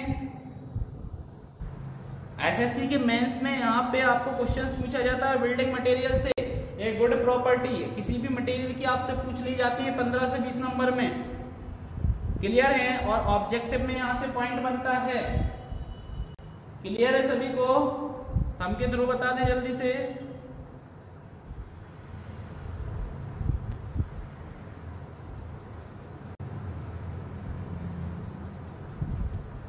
Properties of good bricks clear है।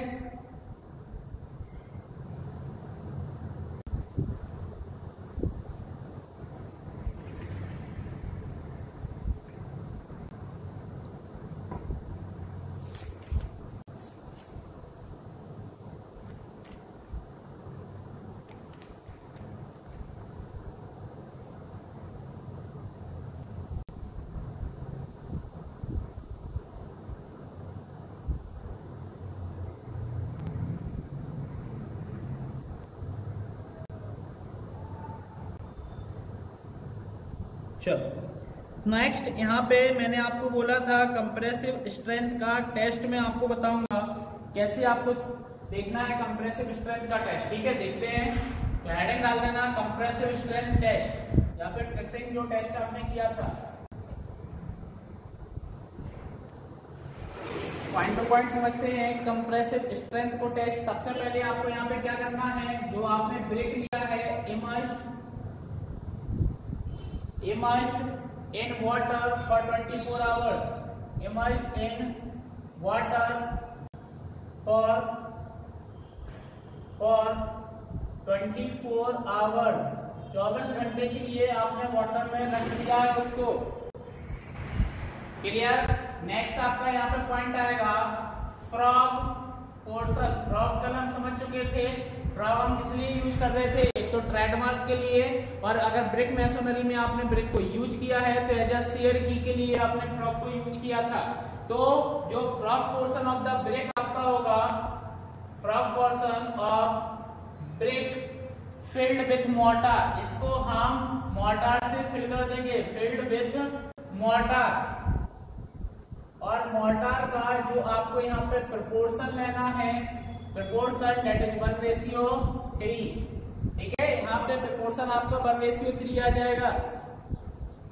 क्लियर। नेक्स्ट अब आपका जो स्पेसिमेन यहाँ पे है, टेस्ट स्पेसिमेन आपका जो है, तो specimen store in jute bag, हम जूट के बैग में उसको स्टोर करके रखते हैं इन 24 आवर्स। 24 आवर्स। अब हम 24 घंटे के लिए उसको जूट की बैग में स्टोर करके रख देंगे। फिर after emerged water for 3 days, clear. इसके बाद after that again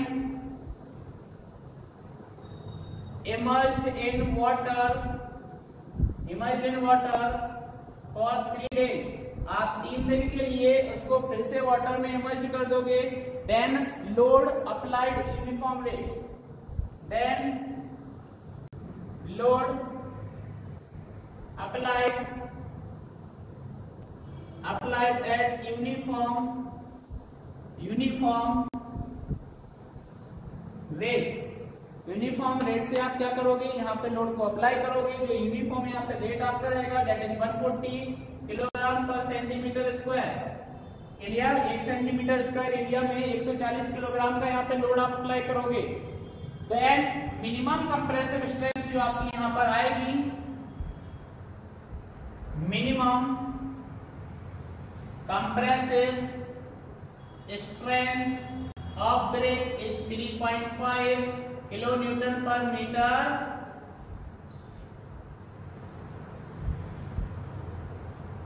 Newton per mm square, newton per mm square. Clear. और अगर लोड के अकॉर्डिंग देखें केजी पर सेंटीमीटर स्क्वायर में, तो आपकी आ जाएगी यहाँ पे 35 केजी पर सेंटीमीटर स्क्वायर, 35 केजी पर सेंटीमीटर स्क्वायर। और अगर एक सुपीरियर क्वालिटी का अगर आपका ब्रेक है, क्या है, अगर सुपीरियर क्वालिटी का आपका ब्रेक है तो यही स्ट्रेंथ वेरी करेगी 70 to 140 kilogram per centimetre square for superior quality brick. Superior quality of brick, अगर एक अच्छी क्वालिटी का ब्रेक है तो आपकी जो कंप्रेसिव स्ट्रेंथ होगी वो 70 से 140 किलोग्राम पर सेंटीमीटर स्क्वायर आपकी वेरी कर सकती है।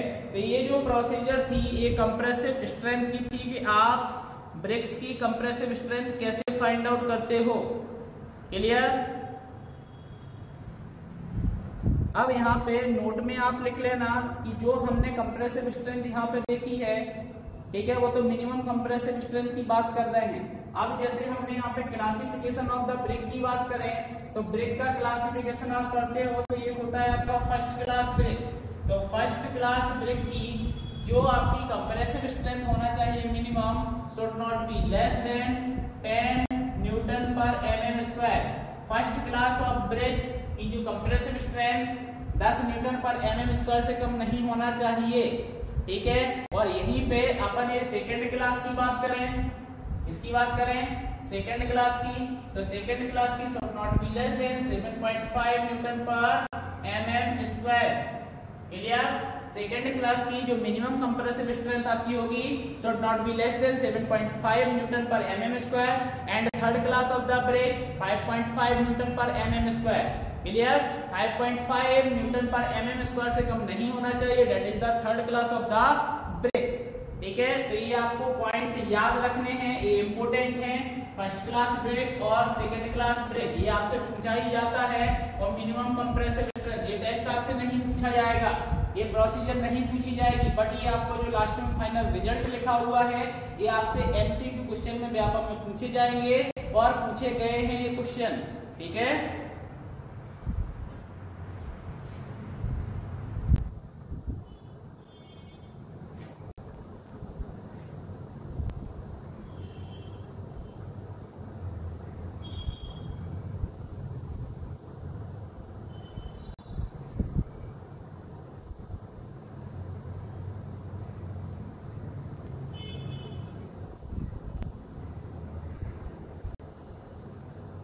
क्लियर। तो एक हमने यहाँ पे अभी एल्कली टेस्ट किया था, क्या किया था, एल्कली टेस्ट किया था। तो एल्कली टेस्ट जो हम करते हैं वो मोस्ट ऑफ द किस प्रोसेस के लिए करते हैं, इफ्लोरेंस प्रोसेस के लिए करते हैं। कौन सी प्रोसेस के लिए, इफ्लोरेंसिस, इफ्लोरेंसिस प्रोसेस के लिए आप एल्कली टेस्ट किए थे। क्लियर। एफ्लोरेंसिस प्रोसेस क्या होती है, take the moisture from atmosphere and evaporate and leaves white spots. Clear. यहाँ पर व्हाइट स्पॉट्स छोड़ दिए जाते हैं आपके स्ट्रक्चर पर। तो यहाँ पे क्वेश्चन आया था,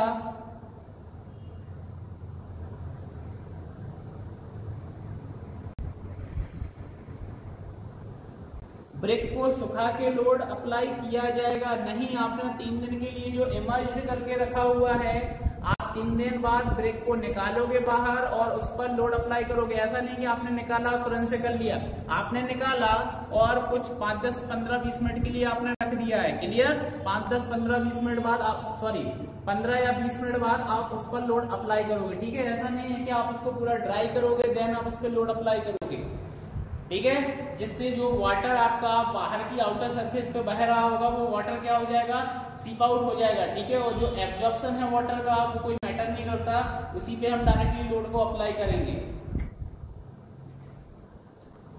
एफ्लोरेंसिस की यहाँ पे बात की जा रही है। तो यहाँ पर अगर मैं बोलूं कि फॉर एग्जाम्पल अगर आपके ब्रेक पर व्हाइट स्पॉट जो है, क्या है, व्हाइट स्पॉट्स जो हैं वो 10% तक हैं। व्हाइट स्पॉट्स कहां तक हैं, 10% तक है। तो इसको बोला जाता है स्लाइट एफ्लोरेंसिस। एफ्लोरेंसिस कैसा है, स्लाइट है, मतलब बहुत कम है। क्लियर। अब अगर व्हाइट स्पॉट की बात करें, इसकी बात करें, व्हाइट स्पॉट की बात करें, तो अब इसका परसेंटेज अगर 50% हो जाता है, कितना हो जाता है, 50% हो जाता है, that is moderate efflorescence, moderate efflorescence. Clear.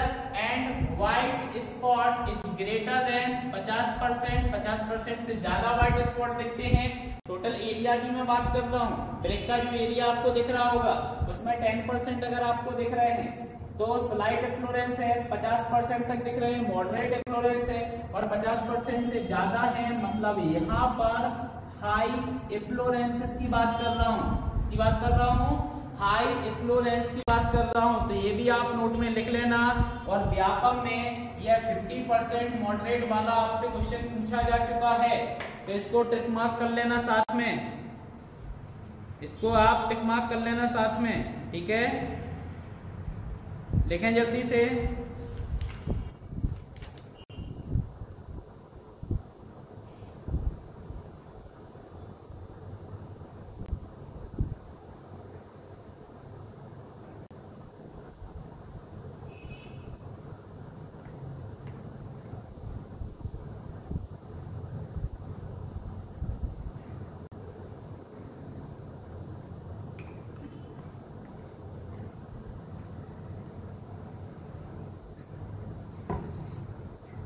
देख लिया?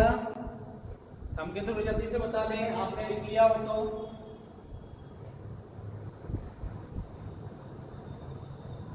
थंब के थ्रू जल्दी से बता दें।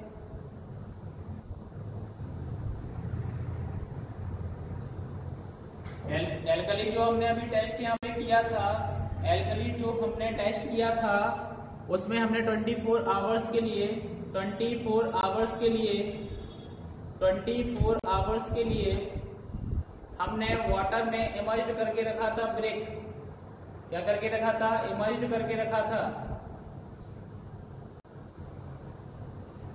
ठीक है। और देखा था कि अगर उसको बाहर निकाला, देखा अगर कोई व्हाइट स्पॉट आपको दिख रहा है तो एल्कली कंटेंट प्रेजेंट है, और अगर नहीं दिख रहा है तो एल्कली कंटेंट प्रेजेंट नहीं है, ठीक है। चलो नेक्स्ट हम यहाँ पे पढ़ेंगे क्लासिफिकेशन ऑफ ब्रेक। ज्यादा तो नहीं हो रहा है ना? हाँ, ऐसा तो फील नहीं हो रहा है कि ज्यादा पढ़ लिया है।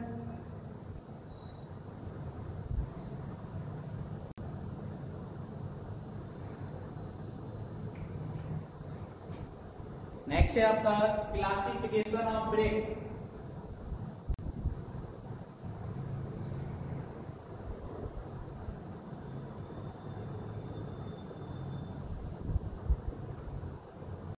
जितने ज्यादा आप एमसीक्यू क्वेश्चन की प्रैक्टिस कर सकते हो उतनी ज्यादा आप एमसीक्यू क्वेश्चंस की यहाँ पे प्रैक्टिस करना बिल्डिंग मटेरियल्स में, ठीक है।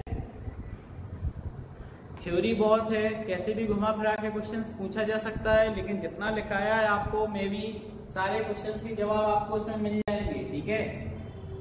तो यहाँ पर नेक्स्ट हम बात करेंगे क्लासिफिकेशन ऑफ द ब्रेक। तो ब्रेक यहाँ पे दो कैटेगरी में हमने क्लासिफाइड किया है। पहली जो कैटेगरी आपकी होती है यहाँ पे अनवांट ब्रेक। कौन सा ब्रेक है आपका? अनवांट ब्रेक आपका है। और नेक्स्ट आपका जो ब्रेक है second category, that is want brick. Clear? Next आपका जो है वो कैसा है? वांट ब्रेक आपका। क्लियर? अब यहाँ पर वांट ब्रेक को भी आपने फर्दर क्लासिफाइड किया हुआ है। फर्स्ट आपका जो यहाँ पे है फर्स्ट क्लास ब्रेक, सेकेंड आपका सेकेंड क्लास ब्रेक,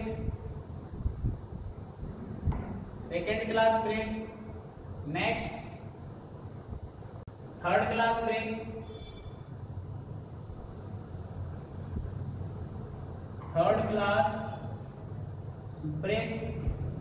और नेक्स्ट है आपका fourth class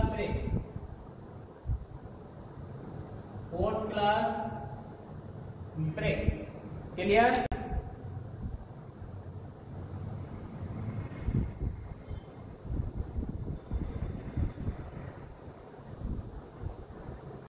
one point hours तक ठीक लगता है। 1.5 आवर्स के बाद आपका क्या हो जाता है? समझ में नहीं आता है? सुरेश समझ में नहीं आता है या ऊपर से जाना चालू हो जाता है? अच्छा, सिर्फ ये सुरेश के साथ प्रॉब्लम है, बाकी किसी और के साथ है? बोल नहीं पा रहे हो, शर्म आ रही है बाकी लोगों की?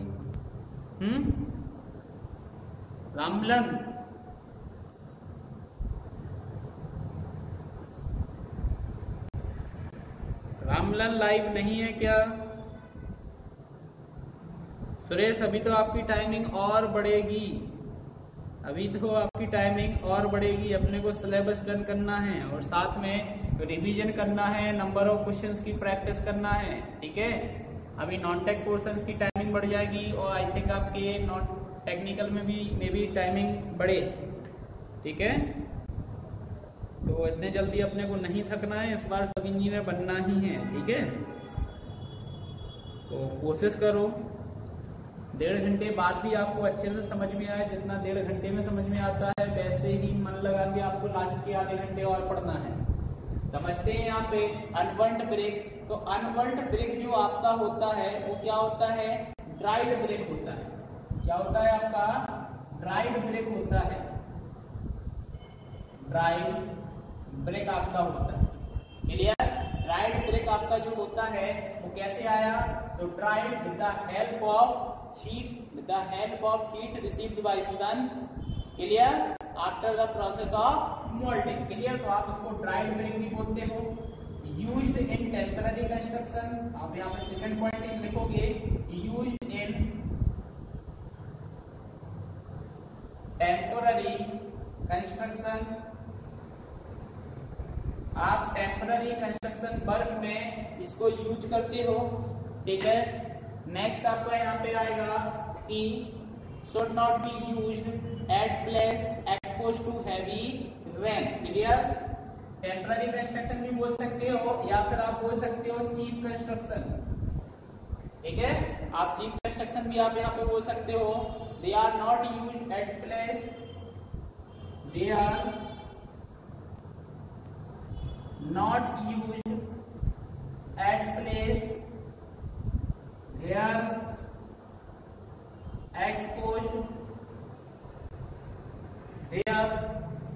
exposed at place they are exposed to heavy rain, to heavy rain। Clear? That is the unburnt brick, और इसको आप एक नाम से और बोलते हो sun dried brick. Clear? Sun dried brick भी आप बोलते हो। क्लियर? टेम्पररी कंस्ट्रक्शन आपने देखा होगा कि जो लेबर वगैरह साइड किनारे रहती है वो क्या करती है, जो आपके ब्रिक्स वगैरह जो बनाते हैं, ठीक है, जैसे एक आपकी ब्रिक की साइड चल रही है जहाँ पे ब्रिक्स का प्रोडक्शन हो रहा है, तो जो आपके ड्राइड ब्रिक है उसी की वो बॉल्स वगैरह बना के रहने लग जाते हैं। ठीक है, लेकिन वहां पर आप इसको यूज नहीं कर सकते हो जहां पे हैवी रेन आने के चांसेस हो, बिकॉज हैवी रेन्स में ये क्या हो जाएंगे, गल जाएंगे, मिट्टी आपकी गल जाएगी और आपके ब्रिक्स जो होंगे वो बाकी वैसे ही हो जाएंगे ब्रिक अर्थ के जैसे। ठीक है, तो आप इसको यूज नहीं करोगे जहां पे हैवी रेन के चांसेस होंगे। अब नेक्स्ट यहाँ पे आता है वर्न्ट ब्रिक। तो these are use in construction of the permanent structure. हम वर्न्ट ब्रिक को क्या करते हैं, यूज करते हैं फॉर परमानेंट कंस्ट्रक्शन। क्लियर? अब आप यहाँ पे बोल सकते हो कि अनवर्न्ट ब्रिक जो होता है डिजायर्ड लोड को कैरी नहीं कर पाता है, बट ये यहाँ पे वर्न्ट ब्रिक जो होता है हार्ड होता है, इसके पास स्ट्रेंथ होती है, यह लोड को कैरी कर सकता है। ठीक है, इसलिए हम इसको परमानेंट कंस्ट्रक्शन में यूज करते हैं। Used in permanent construction. अब जो वर्न्ट ब्रिक आपका होता है, सबसे पहले इसमें आता है फर्स्ट क्लास ब्रिक। तो फर्स्ट क्लास ब्रिक आपका क्या होता है, these bricks have proper sharp square smooth and straight surface and edges. Clear? क्या बोला मैंने, दीज ब्रिक्स हैव, ऐसा लिखो, having proper sharp square smooth and straight surface and edges.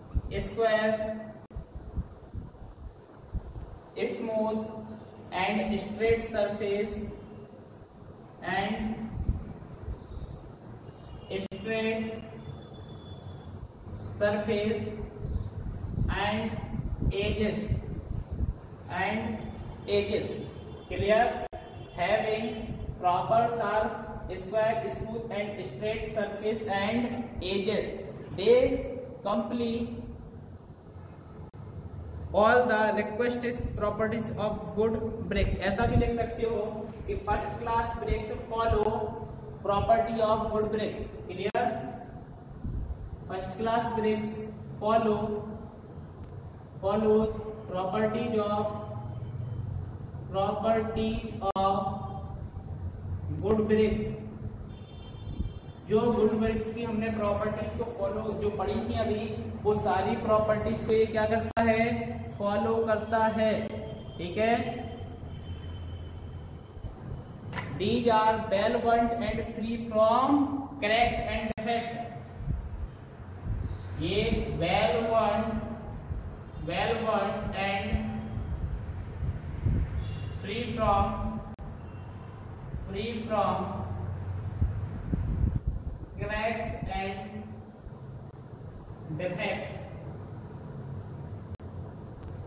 cracks and defects।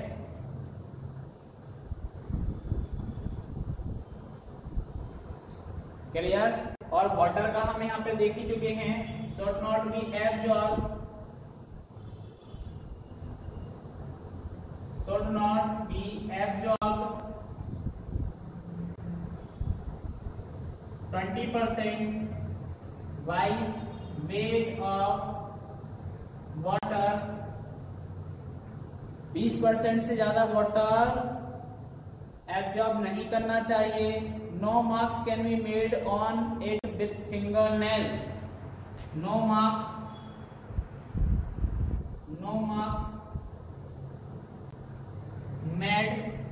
Made with finger nails, with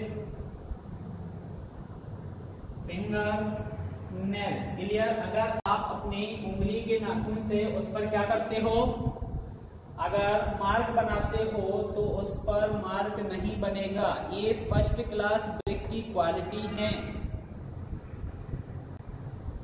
clear. These work are use for the superior quality of work, superior quality of work में आप इसका use करते हो, clear.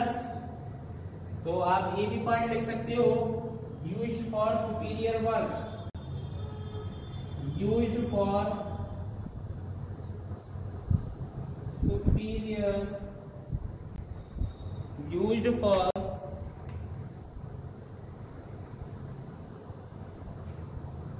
Superior work, ठीक है।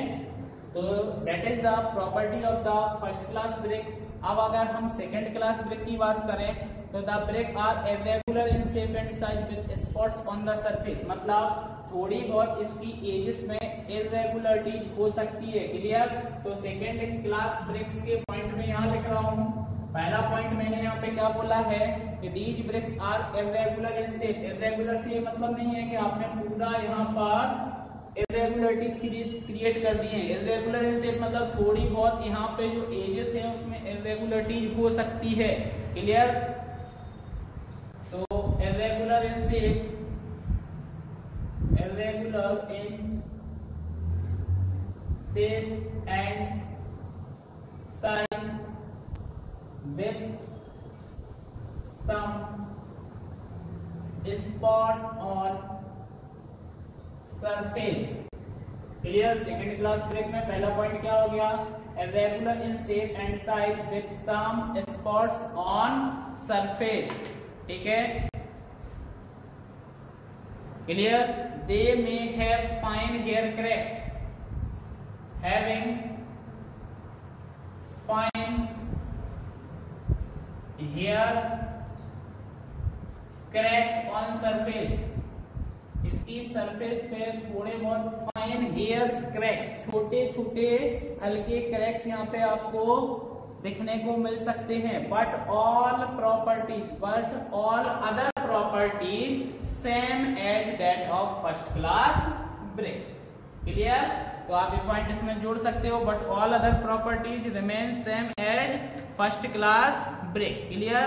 But आप water का यहाँ पे याद रखना 22% should not be use 22% by weight of water, clear. तो यहाँ पे याद रख लेना। Second point, should not be absorbed, should not be absorbed 22%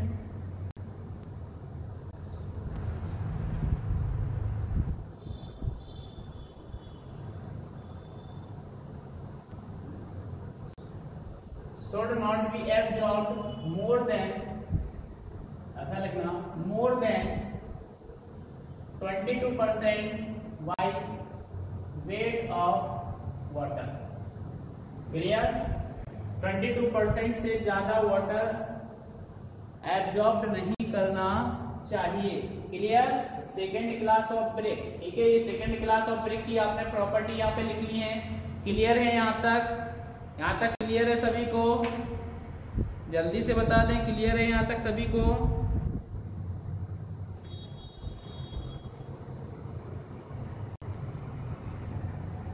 यहां तक क्लियर है?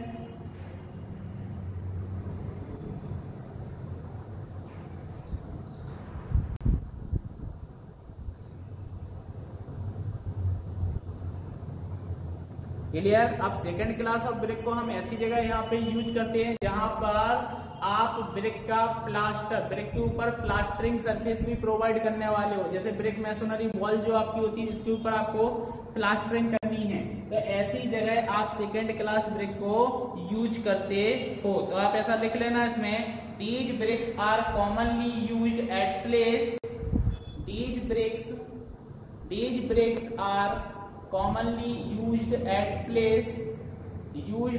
place where brickwork is to be provided with a coat of plaster,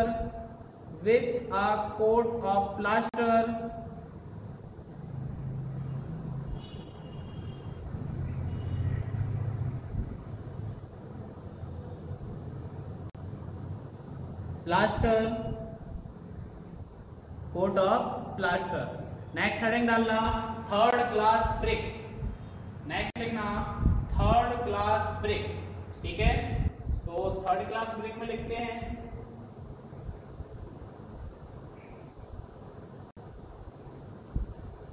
third class brick में आपका पहला यहाँ पे पॉइंट आता है, ब्रिक जो आपका यहाँ पे थर्ड क्लास होता है वो सॉफ्ट होता है और लाइट इन कलर होता है, ठीक है। ये आपका थर्ड क्लास ब्रिक है, soft and light in colour, clear, soft and light in colour. अब आपने थर्ड क्लास जो होता है इसको आप आमा ब्रिक भी बोलते हो, क्लियर। तो ऑल्सो कॉल्ड आमा ब्रिक। अगर कभी एग्जाम में आ जाए तो याद रखना कि आमा ब्रिक आपका जो होता है वो थर्ड क्लास ब्रिक आपका कहलाता है। थर्ड क्लास ब्रिक आपका जो होता है दैट इज अंडरवंट ब्रिक,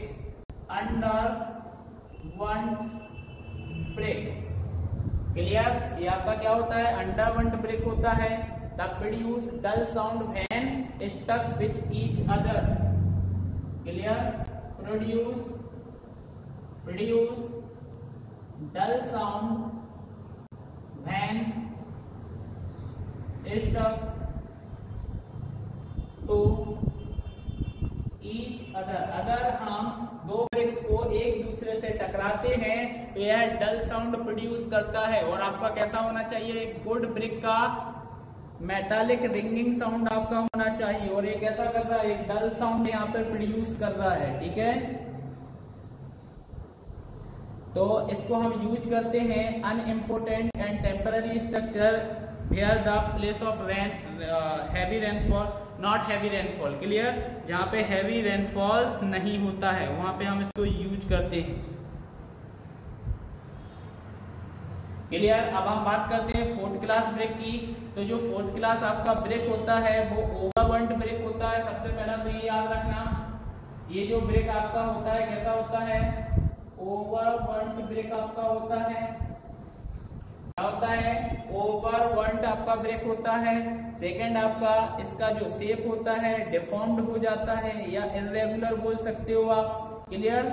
तो डिफॉर्म्ड ज्यादा अच्छा रहेगा यहाँ पे, deformed in shape and size, deformed in shape and size, deformed in shape and size, ठीक है। नेक्स्ट यहाँ पे बोल सकते हो आप ओवरवंट है मतलब डार्क इन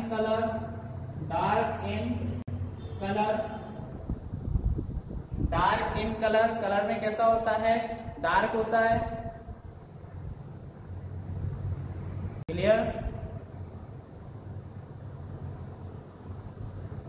अब ये फॉर्म कैसे होता है तो आपको ही पता है, ड्यूरिंग बर्निंग प्रोसेस आपका टेम्परेचर अगर कंट्रोल्ड नहीं होता है, अंडर कंट्रोल नहीं होता है तो ब्रेक आपका मेल्ट हो जाता है और इसका जो शेप होता है इरेगुलर हो जाता है, clear. Also called the jhama brick, इसको आप जामा ब्रेक भी बोलते हो, क्लियर।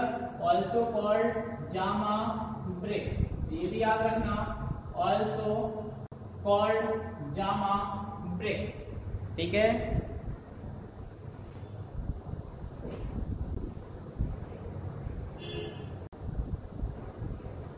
एक इंपॉर्टेंट पॉइंट आपको यहाँ पे याद रखना, कभी कभी समटाइम्स क्या होता है, जो फोर्थ क्लास ब्रेक होता है वो ज्यादा स्ट्रांग हो जाता है फर्स्ट क्लास ब्रेक से। क्लियर?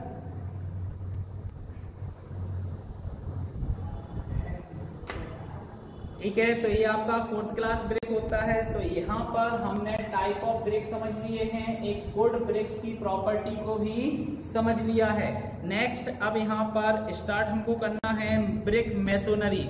ठीक है, तो ब्रेक मेसोनरी को स्टार्ट करने से पहले अपन कुछ पॉइंट यहाँ पे पढ़ते हैं, एक इंपोर्टेंट पॉइंट्स है।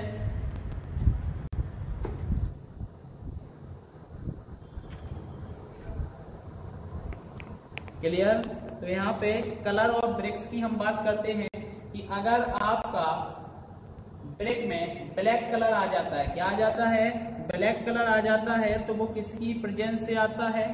ठीक है, ब्लूइश ग्रीन कलर आता है तो वो किसकी प्रेजेंस से आता है? आप इन पॉइंट्स को नोट डाउन कर लो, और आपके नोट डाउन हो जाए पॉइंट्स तो थम्स बहुत हो गए हैं, तो यस करके आप बता देना कि आपने लिख लिया है। देन अपन कलर्स को लिखते हैं कि किन किन कलर्स के थ्रू, सॉरी किन इंग्रेडिएंट या कंपोजिशंस के थ्रू आपका यहाँ पर कलर फॉर्म होता है। जल्दी से लिखें।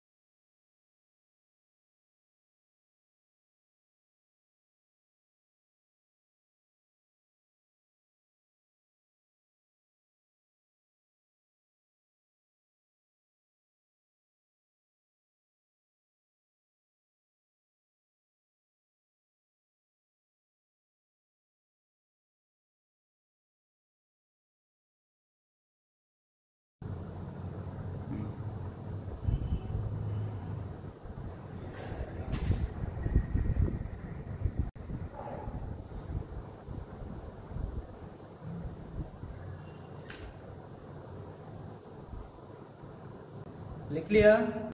हो गया सभी का? जल्दी से बोले, हो गया?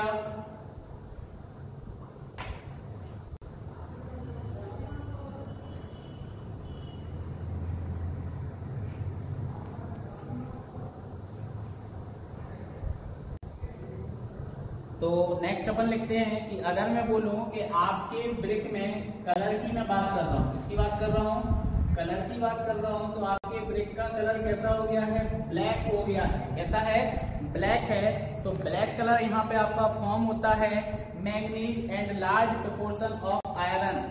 क्लियर? ब्लैक कलर किसकी वजह से आया, मैग्नीज, इसकी वजह से आया आपका manganese and large proportion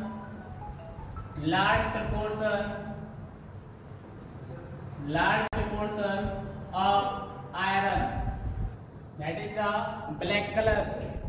next आपका यहाँ पे है bluish green colour, bluish green colour. तो ब्लूइश ग्रीन कलर यहाँ पे आता है एल्कलीज, किसकी वजह से आता है, एल्कलीज की वजह से आता है। और एल्कलीज को जब हम हाई टेम्परेचर पर बर्न करते हैं, at high temperature burning, alkalis content अगर प्रेजेंट है और उसको हाई टेम्परेचर पे आपने बर्न कर दिया है तो ब्लूइश ग्रीन कलर फॉर्म यहां पर आपका हो जाएगा। ब्राइट रेड, नेक्स्ट कलर की मैं बात कर रहा हूं यहां पे, bright red colour, bright red colour, dark blue और purple, dark blue and purple, that is the large proportion of Fe2O3 iron oxide. ठीक है, ये भी लिख लेना आप, आयरन ऑक्साइड्स की वजह से ये होता है। अब आपके ब्रिक्स में ब्राउन कलर का प्रोड्यूस हो जाना, इसका प्रोड्यूस हो जाना है ब्राउन कलर का, तो that is the excess of lime. Excess of lime, अगर लाइम एक्सेस अमाउंट में प्रेजेंस है तो ब्राउन कलर यहाँ पे आपका फॉर्म हो जाएगा। क्लियर। नेक्स्ट आता है आपका क्रीम कलर। क्रीम कलर, तो क्रीम कलर यहाँ पे iron and little amount of lime, iron and small amount of lime. Clear. तो यह आपके ब्रिक में क्रीम कलर को फॉर्म कर देते हैं। इसको फॉर्म करते हैं, क्रीम कलर को फॉर्म करते हैं। क्लियर। अब अगर सिर्फ रेड कलर की बात की जाए, इसकी बात की जाए, रेड कलर की बात की जाए, तो रेड कलर आपका यहाँ पे होगा एक्सेस ऑफ आयरन। इसकी वजह से एक्सेस ऑफ आयरन की वजह से रेड कलर आपका फॉर्म हो जाएगा। व्हाइट कलर प्योर क्ले अगर आपका प्रेजेंट है, अगर ब्रिक आपका कैसा है, व्हाइट कलर का है, कैसा है, व्हाइट कलर का है। क्लियर। तो यहां पर मैं लिख रहा हूं व्हाइट कलर मींस यहां पर प्योर क्ले का यूज किया गया है। ठीक है। नेक्स्ट आता है आपका येलो कलर। येलो कलर, तो यह आयरन और मैग्नीशिया की वजह से हुआ है। इसकी वजह से आयरन एंड मैग्नीशिया की वजह से हुआ है। क्लियर है सभी को? कलर्स क्लियर हैं?